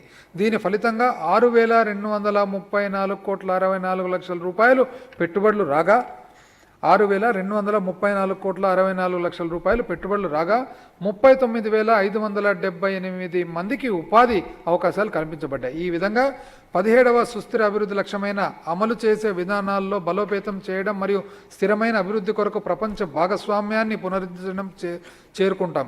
అదనంగా 117 పెద్ద కంపెనీలు తమ తమ యూనిట్లను మన రాష్ట్రంలో స్థాపించడానికి ఎంతో ఆసక్తి చూపిస్తున్నాయి. ఈ కంపెనీల ద్వారా 31,668 కోట్ల పెట్టుబడితో పాటు 67,716 మందికి ఉపాధి అవకాశాలు కూడా కల్పించబడ్డాయి. కడప జిల్లా కొప్పర్తిలో 3,155 ఎకరాల్లో 25,000 కోట్ల పెట్టుబడితో 2,50,000 మందికి ఉపాధి అవకాశాలను కల్పించే విధంగా మెగా ఇండస్ట్రియల్ హబ్ను మా ప్రభుత్వం అభివృద్ధి చేస్తుంది. ఇదే సమయంలో స్థిరమైన పట్టణ మరియు పారిశ్రామిక మౌలిక సదుపాయాలను సృష్టించడానికి పారిశ్రామిక నడవలైన కారిడోర్స్ అధ్యక్ష విశాఖపట్నం చెన్నై పారిశ్రామిక నడవ, చెన్నై బెంగళూరు పారిశ్రామిక నడవ మరియు హైదరాబాద్ బెంగళూరు పారిశ్రామిక నడవలో వివిధ పారిశ్రామిక నోడ్లను అభివృద్ధి చేయడానికి ప్రభుత్వం తీవ్రంగా కృషి చేస్తుంది. కోవిడ్-19 మహమ్మారి కలిగించిన కష్ట నష్టాలను తొలగించడానికి ప్రభుత్వం సూక్ష్మ, చిన్న, మధ్య తరహా సంస్థల MSMEల కోసం పునర్నిర్మాణ ప్యాకేజీ ప్రవేశపెట్టి 11,238 యూనిట్లకు గాను 904,89 లక్షల రూపాయల ప్రోత్సాహకాలను విడుదల చేసింది. విద్యుత్తుపై లాక్డౌన్ సమయంలో కనీస డిమాండ్ ఛార్జీని కూడా 3 నెలల పాటు ప్రభుత్వం మాఫీ చేసింది. వైఎస్ఆర్ నవోదయ పథకం కింద 2,807 కోట్ల రూపాయల విలువైన 1,02,000 సూక్ష్మ, చిన్న, మధ్యతరహా సంస్థలను ఖాతాలను పునరుద్ధరించడమైనది. రాష్ట్రంలో 3 గ్రీన్ఫీల్డ్ విమానాశ్రయాలను ప్రభుత్వం అభివృద్ధి చేస్తుంది. 2021 మార్చి 28 ఉయ్యలవాడ నరసింహారెడ్డి ఓరకల్ విమానాశ్రయం షెడ్యూల్డ్ విమానాల సమన్వయంతో హైదరాబాద్ మరియు విశాఖపట్నంలో వాణిజ్య సేవలను ప్రారంభించింది. ఇక్కడ కూడా ఒక్కసారి I would like to bring to the notice అధ్యక్ష హౌస్. ఒకటి, ల్యాండ్ అయినప్పుడు వాస్తవాన్ని గౌరవ ముఖ్యమంత్రి గారు ఇనాగ్రేట్ చేయడం జరిగింది. కొత్త ప్లేన్ ల్యాండ్ అయినప్పుడు పైలట్ అది విధి కూడా ఏ విధంగా ఉంటుందంటే, ఆ పైలట్ ఫస్ట్ ఫ్లైట్ ల్యాండ్ చేసిన పైలట్ కర్నూలుకు చెందినవారు. సో అడిగామన్నమాట, ఏ విధంగా ఉంది ఎయిర్పోర్ట్ ఇదంటే, ఇది ఫస్ట్ క్లాస్ ఎయిర్పోర్ట్ సార్ అన్నాడు. ఫస్ట్ క్లాస్ ఎయిర్పోర్టు 2 సంవత్సరాలు పట్టింది అధ్యక్ష. 2 సంవత్సరాలు ఈ ప్రభుత్వము కష్టపడి ఆల్మోస్ట్ రా స్టేజ్లో ఉండే ఎయిర్పోర్ట్ను ఈరోజు మనం వాడుకకు తేవడం జరిగింది. అంటే 2 సంవత్సరాలు వాడుకకు తెచ్చేదానికి జరిగితే 2 సంవత్సరాల ముందే కొబ్బరికాయ కూడా కొట్టినారు అధ్యక్ష అప్పుడే. ఇది ఆలోచన విధానంలో మరి మన పరిపాలన విధానంలో మరి తేడాలు. అదేవిధంగా పేరు కూడా అధ్యక్ష ఇక్కడ, ఎందుకంటే దాదాపు భారతదేశము మరి మన ప్రాంతమంతా కూడా బ్రిటిష్ రూల్ నుంచి మొట్టమొదటి ఎదురు తిరగడం అధ్యక్ష. 1857లో సిపాయి మ్యూనిటీని అయితే 10 సంవత్సరాల ముందే ఉయ్యలవాడ నరసింహారెడ్డి గారు అనేసి కోయిలకుంట్ల ప్రాంతానికి కర్నూలు జిల్లాకు చెందిన వారై కుందు నది ఒడ్డున ఉండే ఊర్లో జన్మించి ఆయన ఎదిరించిన తర్వాత దాదాపు అప్పటి బ్రిటిష్ తహసీల్దార్ని, ఈస్ట్ ఇండియా కంపెనీకి సంబంధించిన తహసీల్దార్ను హతమర్చి ఆ తర్వాత ఎదురు తిరిగిన తర్వాత ఆ రోజు మొట్టమొదటిసారిగా భారతదేశంలో ఒక ఆలోచన కలిగిందనమాట. ఇది కొలోనియల్ రూల్ అనేది వేరే దేశం వాళ్ళు వచ్చి మనల్ని పరిపాలించడమేమి, మన పాలన మనం చేసుకోవాలని మిగతా చరిత్ర అందరికీ తెలిసిండేది అధ్యక్ష. అక్కడి నుంచి మరి పారిపోయి ఆ తర్వాత బ్రిటిష్ వారితో ఈస్ట్ ఇండియా కంపెనీతో కొట్లాడుతూ దాదాపు కంబము గిద్దలూరు ఆ ప్రాంతాలంతా పోయి చివరకు తన దగ్గర ఉన్న వాళ్ళు ఒకరు మోసం చేసిన తర్వాత తనను ఉరితీసిన తర్వాత దాదాపు కొన్ని సంవత్సరాల పాటు తన తలను అక్కడే నొత్సం అని ఉంది అధ్యక్ష. ఇది బనగానపల్లె కోయిలకుంట్లకు జమ్మలమడుగుకు మధ్యలో నొత్సం అనే ఒక ఊరు వస్తుంది. ఆ నొత్సం కోట దగ్గర మరి తన తలను ఉరి తీసిన తర్వాత పెట్టిన మాట. అంటే మనకున్న ఎవరైతే స్వాతంత్ర సమరయోధులు ఉన్నారో, స్వాతంత్రం కోసం పోరాడిన వాళ్ళు ఉన్నారో, దాదాపు one of the first person ఆ గుర్తుగా ఓరోకల్ ఎయిర్పోర్టుకు ఆ ప్రాంతానికి చెందిన వారై ఈరోజు గర్వంగా ఉయ్యలవాడ నరసింహారెడ్డి గారి పేరు పెట్టడం జరిగిందని చెప్పి తెలియదు. 2021-22 సంవత్సరంలో భోగాపురం గ్రీన్ఫీల్డ్ అంతర్జాతీయ విమానాశ్రయం మరియు దగదర్తి గ్రీన్ఫీల్డ్ విమానాశ్రయాలకు భూసేకరణ పూర్తవుతుందని చెప్పి భావిస్తున్నాం. ఆర్థిక మరియు ప్రాంతీయ అభివృద్ధి ప్రయత్నాలకు వ్యూహాత్మక దృష్టిని తీసుకురావడానికి కాన్సెప్ట్ సిటీలను ప్రారంభిస్తున్నట్లు ప్రభుత్వం ప్రకటించింది.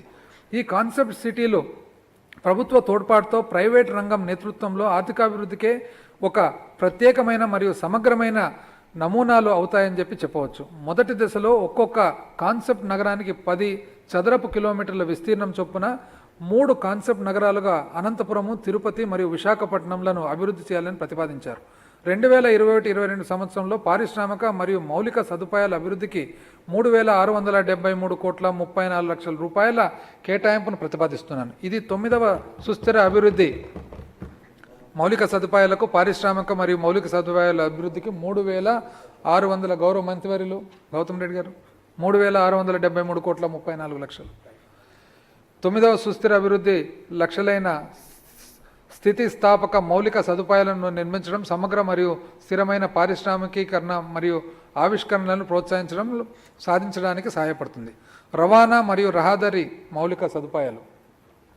జాతీయ వ్యవసాయ గ్రామీణాభివృద్ధి బ్యాంక్ నాబార్డ్ పునరావాస మరియు పునర్నిర్మాణ ప్రణాళిక ఆర్ఆర్ ప్లాన్ వామపక్ష ప్రభావిత ప్రాంతాల్లో రహదారి అనుసంధానం ప్రాజెక్టులకు విదేశీ రుణ సహాయం. ఇది దాదాపు ఎక్కువ శాతం అధ్యక్ష విశాఖపట్నం, ఈస్ట్ గోదావరి ఆ ఏరియాలు జరుగుతున్నాయి అధ్యక్ష. ప్రాజెక్టులు కింద గ్రామీణ రహదారులను బలోపేతం చేయడం, బీటీయేతర రహదారులను బీటీ ప్రమాణాలకు తగ్గట్టుగా మెరుగుపరచడం, మండల ప్రధాన కార్యాలయాలను అనుసంధానించే సింగిల్ లైన్ రహదారులను డబుల్ లైన్ రహదారులుగా వెడల్పు చేయడం మరియు వంతెన నిర్మాణం వంటి పనులను ప్రభుత్వం చేపట్టింది. దాదాపు అధ్యక్ష ఆల్ మండల్ హెడ్ క్వార్టర్స్ అన్నిటి కూడా డబుల్ రోడ్తో మరి కనెక్ట్ చేసేది కాకుండా బ్రిడ్జులు ఎక్కడెక్కడైతే వంతెనలు వీక్ బ్రిడ్జెస్ ఉన్నాయో అన్నీ కూడా కొత్త బ్రిడ్జులు కట్టడం ద్వారా అధ్యక్ష. న్యూ డెవలప్మెంట్ బ్యాంక్ రుణ సాయం ద్వారా 6,400 కోట్ల రూపాయలతో మా ప్రభుత్వం 2 ప్రాజెక్టులను చేపట్టడం జరిగింది. 2021-22 సంవత్సరంలో రవాణా రోడ్లు భవనాల శాఖకు 7,594 కోట్ల 6 లక్షల రూపాయల కేటాయింపును ప్రతిపాదించడం. ఇంధన రంగం. ప్రభుత్వం రోజుకు 9 గంటల ఉచిత విద్యుత్తును 18,40,000 వ్యవసాయ పంపు సెట్లకు సరఫరా చేయడమే కాక 21,73,000 షెడ్యూల్ కులాలు మరియు షెడ్యూల్ తెగల దేశీయ వినియోగదారులకు నెలకు 200 యూనిట్ల మేరకు ఉచిత విద్యుత్తును సరఫరా చేస్తుంది. వీటితో పాటు గ్రామీణ ఉద్యానవన నర్సరీలకు, దోబిఘాట్లకు, దారిద్ర్య రేఖకు దిగువనున్న రజక సంఘాలకు, చాలా వెనుకబడిన కుల సంఘాలకు, చేనేత కార్మికులకు, క్షౌరశాలలకు, బంగారు అనుకరణ ఆభరణాల యూనిట్లకు కూడా ప్రత్యక్ష నగదు బదిలీ పథకం ద్వారా రాయితీ విద్యుత్తును అందిస్తున్నాం. సూక్ష్మ చిన్న పరిశ్రమలకు రాయితీ విద్యుత్తును అందించడం ద్వారా I will repeat once again అధ్యక్ష, రోజుకు 9 గంటలు ఉచిత విద్యుత్తును 18,40,000 వ్యవసాయ పంపు సెట్లకు సరఫరా చేయడమే కాక 21,73,000 షెడ్యూల్డ్ కులాలు మరియు షెడ్యూల్డ్ తెగల దేశీయ వినియోగదారులకు నెలకు 200 యూనిట్ల మేరకు ఉచిత విద్యుత్తును సరఫరా చేస్తుంది. వీటితో పాటు గ్రామీణ ఉద్యానవన నర్సరీలకు, దోబిఘాట్లకు, దారిద్ర్య రేఖ దిగువనున్న రజక సంఘాలకు, చాలా వెనుకబడిన కుల సంఘాలకు, చేనేత కార్మికులకు, క్షౌరశాలలకు, బంగారు అనుకరణ ఆభరణాల యూనిట్లకు కూడా ప్రత్యక్ష నగదు బదిలీ పథకం ద్వారా రాయితీ విద్యుత్తును అందిస్తున్నాం. సూక్ష్మ చిన్న పరిశ్రమలకు రాయితీ విద్యుత్తును అందించడం ద్వారా 7వ సుస్థిర అభివృద్ధి లక్ష్యమైన సరసమైన, నమ్మకమైన, స్థిరమైన మరియు ఆధునిక విద్యుత్ శక్తి అందించడంను సాధిస్తున్నాం. ఇంధన రంగంలో సంస్కరణ ఆధారిత చర్యలను ముందుకు తీసుకుపోవడం ద్వారా ఉచిత విద్యుత్ కోసమై ప్రత్యక్ష నగదు బదిలీ పథకాన్ని ప్రభుత్వం అమలు చేయడం ప్రారంభించింది. రైతులు వినియోగించే విద్యుత్ యొక్క ఖచ్చితమైన పరిమాణాన్ని కొలవడానికి వ్యవసాయ పంపు సెట్లకు పొలాల్లో మీటర్లను ఏర్పాటు చేసి తత్సంబద్ధ విద్యుత్ వినియోగ ఖర్చు సొమ్ముకు రైతు ఖాతాకు నేరుగా జమ చేయాలని ప్రభుత్వ సంకల్పం. 2021-22 సంవత్సరంలో ఇంధన రంగానికి 6,637,24,00,000 రూపాయల కేటాయింపును ప్రతిపాదిస్తుంది. పరిపాలన 16వ సుస్థిర అభివృద్ధి లక్ష్యాలైన శాంతియుత మరియు సమగ్ర సమాజాలను ప్రోత్సహించడానికి, అందరికీ న్యాయం కల్పించడం మరియు అన్ని స్థాయిల్లో సమర్థవంతమైన జవాబుదారీ మరియు సమగ్ర సంస్థలను నిర్మించడంలో అనుగుణంగా ప్రభుత్వం గ్రామ మరియు వార్డు సచివాలయ వ్యవస్థను ప్రారంభించింది. ఈ సంస్థల ద్వారా ప్రభుత్వం ప్రజలకు మరింత దగ్గరైంది. రెవెన్యూ సేవలు, భూ దస్తావేజుల సేవలు, ధృవపత్రాల జారీ మరియు అనేక సేవలు గ్రామ మరియు వార్డు సచివాలయాలతో అనుసంధానింపబడ్డాయి. అంతేకాకుండా రాష్ట్రం పునఃసర్వే కార్యక్రమాన్ని ప్రారంభించడానికి ముందు నిజమైన హక్కుదారులకు సమీకరించబడిన ప్రాథమిక రికార్డులను అందించడానికి, పునర్వ్యవస్థీకరణ కార్యకలాపాలను వ్యవస్థీకరణ పద్ధతిలో నిర్వహించడానికి భూమి లావాదేవీల రికార్డును సమయానుసారంగా ప్రభుత్వం తయారు చేసింది. 2021 ఏప్రిల్ 12 ఉగాది రోజున ప్రభుత్వం కులం, మతం, ప్రాంతం వివక్ష లేకుండా, ఐ రిపీట్ అధ్యక్ష, కులం, మతం, ప్రాంతం వివక్ష లేకుండా, రాజకీయాలకు అతీతంగా, అవినీతి జాడ లేకుండా ప్రజలకు నిస్వార్థంగా సేవ చేసినందుకు గాను మరియు ప్రభుత్వ సంక్షేమ కార్యక్రమాలను అర్హత గల ప్రతి పౌరుని వద్దకు వచ్చేలా చూసినందుకు 2,23,000 మంది గ్రామ మరియు వార్డు వాలంటీర్లను 228,74,00,000 రూపాయల నగదు పారితోషకం పాటు సత్కరించింది. 2020 సంవత్సరంలో మన గౌరవ ముఖ్యమంత్రి గారిని దక్షిణ ఆసియాలో ఉన్న మానవ అభివృద్ధి ప్రాంతీయ డైరెక్టర్ నేతృత్వంలో ప్రపంచ బ్యాంకు ప్రతినిధి బృందానికి కలిసి సందర్భంలో వివిధ పథకాల అమల్లో రాష్ట్ర ప్రభుత్వంలో చేతులు కలుపుతామని ఈ బృందం హామీ ఇచ్చింది. అంతేగాక రాష్ట్రంలో మన గౌరవ ముఖ్యమంత్రి వైఎస్ జగన్మోహన్ రెడ్డి గారు 3,648 కిలోమీటర్ల పాదయాత్ర చేపట్టడం ద్వారా అట్టడుగు స్థాయిలోనున్న ప్రజల ఇబ్బందులను అర్థం చేసుకొని విద్య, ఆరోగ్యం మరియు వ్యవసాయ రంగాల్లో వారు చేపట్టిన కార్యక్రమాలను ప్రపంచ బ్యాంక్ బృందం ప్రశంసించింది. గ్రామ స్థాయి నుండి డేటాను అందుబాటులో ఉంచి వార్డు మరియు గ్రామ సచివాలయాల ద్వారా ఈ గవర్నెన్స్ అమలు చేయడం సరైన దిశలో తీసుకున్న ఒక మంచి నిర్ణయం అని కూడా ఈ బృందం అభిప్రాయపడింది. ప్రస్తుతము ప్రపంచ బ్యాంక్ మద్దతు $250 మిలియన్ల SALT సాల్ట్ EAP ప్రాజెక్టు ఆంధ్రప్రదేశ్లో అభ్యసన సంబంధ పరివర్తన ప్రాజెక్టు చేయబడుతుంది. ప్రాథమిక స్థాయిలో పునాది బలపరచడానికి, ఉపాధ్యాయులు మరియు విద్యార్థుల మధ్య పరస్పర అవగాహన పెంచడానికి మరియు పాఠశాల నిర్వహణకు మెరుగుపరచడానికి ఈ ప్రాజెక్టు తోడ్పడుతుంది. ప్రపంచ బ్యాంక్ వారి కామెంట్స్ అధ్యక్ష, వాళ్ళు ఇచ్చిన అబ్జర్వేషన్స్, కోవిడ్ సమయంలో సంక్షేమ పథకాలతో అందుకున్న ఆంధ్రప్రదేశ్ మిగతా రాష్ట్రాల కంటే బెస్ట్. ప్రపంచ బ్యాంకు నివేదికల్లో వెల్లడి. గ్రామీణ ప్రజల ఆహార భద్రతకు డోకా లేకుండా చర్యలు. లాక్డౌన్ సమయంలోనూ నేరుగా నగదు బదిలీతో భారీగా లబ్ధి. గత మే నెలలో 75% గ్రామీణులకు సర్కారు సాయం. ఉపాధి హామీ కింద అత్యధిక మందికి పని కల్పించిన రాష్ట్రం. కోవిడ్ పట్ల అవగాహన విచారణ చర్యల్లోనూ ముందంజ. దేశంలో మరే ఇతర రాష్ట్రంలో ఇంత స్థాయిలో సాయం అందలేదు. మరి ఏ ఇతర రాష్ట్రంలో కూడా ఇంత స్థాయి అందలేదు. ఈరోజు కూడా నాకు అనిపిస్తుంది అధ్యక్ష, మరొకసారి కూడా ప్రతిపక్షం వాళ్ళు ఉండింటే బాగుండను అధ్యక్ష. లేరు. కానీ ఎందుకంటే ఇంతకుముందు మేము ఒకటి చెప్పేవాళ్ళం అధ్యక్ష, ఏమని చెప్పేవాళ్ళకంటే, మరి అవార్డ్స్ ఏమో వాళ్లకు, రివార్డ్స్ ఏమో వేరే వాళ్ళకు అని చెప్పేసి ప్రతిసారి అధ్యక్ష అందుకుంటారు. కానీ వాస్తవానికి నిజమైన ఒక సంస్థ కానీ ఒక వ్యవస్థ కానీ వచ్చి ప్రాక్టికల్గా అబ్జర్వేషన్, ఎటువంటి పరిస్థితుల్లో అధ్యక్ష అబ్జర్వేషను, కోవిడ్ సందర్భంలో ఈ అబ్జర్వేషన్స్ అన్ని ప్రపంచ బ్యాంక్, వరల్డ్ బ్యాంక్ బృందం వచ్చి చెప్పిపోయిందంటే ఇది నిజంగా ఇది ఈ ప్రభుత్వం పనితీరుపై ఉన్న ఒక అసెస్మెంట్ అని చెప్పి ఈరోజు మరి నేను తెలియజేస్తా ఉన్నాను. ఆర్థిక వృద్ధి తీరుతెన్నుల సమీక్ష 2019-20 లెక్కలు.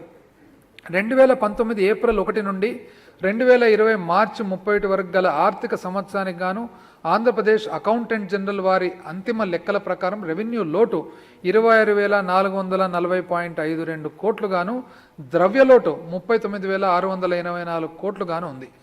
రాష్ట్ర స్థూల దేశీయ ఉత్పత్తి జిఎస్డిపిపై రెవెన్యూ లోటు 2.71% గాను, ద్రవ్య లోటు 4.08% గాను ఉంది. సవరించిన అంచనాలు.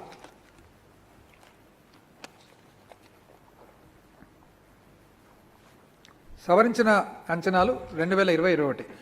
సవరించిన అంచనాల ప్రకారం 2020-21 ఆర్థిక సంవత్సరానికి రెవెన్యూ వ్యయం 1,52,990 కోట్లు, మూలధన వ్యయం 18,797 కోట్లు.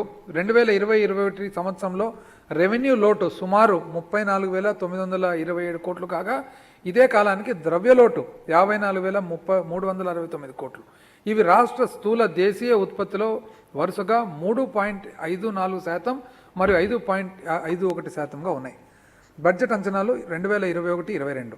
2021-22 ఆర్థిక సంవత్సరానికి గాను నేను 2,29,779.27 కోట్ల వ్యయాన్ని ప్రతిపాదిస్తున్నాను. ఇందులో రెవెన్యూ వ్యయము 1,82,196.54 కోట్లుగా అంచనా వేయడం జరిగింది. రుణాలను తిరిగి చెల్లించడం కొరకు మరియు ఇతర మూలధన పంపిణీలకు గాను కేటాయింపులతో కలిపి మొత్తం మూలధన వ్యయమును సుమారు 47,582.73 కోట్లుగా అంచనా వేయడం జరిగింది. రెవెన్యూ లోటు సుమారు 5,000 కోట్లు మరియు ద్రవ్యలోటు సుమారు 37,029 కోట్లుగా అంచనా వేయడం అయింది. రాష్ట్ర స్థూల ఉత్పత్తిలో ద్రవ్యలోటు 3.49% గాను, రెవెన్యూ లోటు 0.47% గాను ఉంటుంది.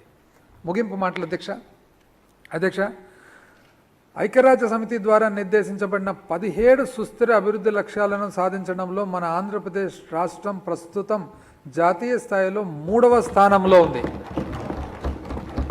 జాతీయ స్థాయిలో సుస్థిర అభివృద్ధి లక్ష్యాల సాధనలో ముందంజలో ఉండటమే కాకుండా మన ప్రభుత్వం కొత్త ఒరవడితో చేపట్టిన అమ్మ ఒడి, ఆసరా, చేయూత, ఆరోగ్యశ్రీ మరియు రైతు భరోసా వంటి పథకాలను కూడా లక్ష్య సాధన దిశగా ముందుకు తీసుకువెళ్తుంది. మన ఆంధ్రప్రదేశ్ రాష్ట్ర భవిష్యత్తు ప్రజల సమిష్టి కృషి మరియు సహకారం ద్వారా మన గౌరవ ముఖ్యమంత్రి గారి నాయకత్వంలో రూపుదిద్దుకుంటుంది. మన నాయకుని విశేషమైన శ్రమతో కూడిన ప్రయత్నాలు, నిర్ణయాత్మక విధానాలు మరియు సదుద్దేశంతో కూడిన చొరవ ద్వారా రాబోయే తరతరాల తమ సొంత ఇల్లు అని చెప్పి సగర్వంగా భావించే ఆంధ్రప్రదేశ్ రూపుదిద్దుకుంటుంది. మన రాష్ట్ర పౌరులు భవిష్యత్తుపై పెట్టుబడులు పెట్టడం మరియు వారి నిజమైన సామర్థ్యాన్ని గ్రహించడానికి వారికి అధికారం ఇవ్వడం మన ప్రభుత్వం యొక్క నిరంతర ప్రయత్నంగా కొనసాగుతుంది. కోవిడ్-19 మహమ్మారి మన ఓర్పుకు పరీక్ష పెట్టింది. ప్రపంచం గతంలో ఎన్నో కష్ట సమయాలను చూసింది. మిగిలిన వాటికి ఈ సంక్షోభానికి తేడా ఏమిటంటే, ప్రస్తుత సంక్షోభం మొత్తం ప్రపంచాన్ని దాదాపు ఒకేసారి ముంచెత్తింది. అందువల్ల ఇటువంటి ప్రతికూలతలను ఎదుర్కోవడానికి స్థానిక సమాజాలే కాక ప్రాంతీయ ప్రభుత్వాలు కూడా ముందుకు రావాలి. ఈ మహమ్మారిని సమిష్టిగా ఎదుర్కొనే సమయంలో ప్రజల అరుదైన నాయకత్వం లక్షణాలను, ఆదర్శప్రాయమైన ధైర్యాన్ని మరియు కరుణతో కూడిన నిస్వార్థ సేవను ప్రదర్శించే చూస్తున్నాం. ఇదంతా ఉజ్వల భవిష్యత్తుకై ఆశావహ దృక్పథంతో మానవ జాతి చేసే నిరంతర ప్రయత్నాన్ని సూచిస్తుంది. ఒక రాష్ట్రంగా మనం కూడా చీకటి అంచున ఉన్న వెలుతురుపై దృష్టిని కేంద్రీకరించి ఈ మహమ్మారి నిర్మూలనకై ఇదే తరహాలో సమిష్టిగా పోరాడదాం. ఈ సందర్భంగా స్వామి వివేకానంద గారి మాటలను సంగ్రహంగా చెప్పాలని అనుకుంటున్నాను. అధ్యక్ష, మనం ఏది నాటామో అదే పొందుతాం. మన విధికి మనమే బాధ్యులం. గాలి వీస్తుంది, తెరచాపలు తెరిచి ఉంచిన నావలే ముందుకు సాగుతాయి.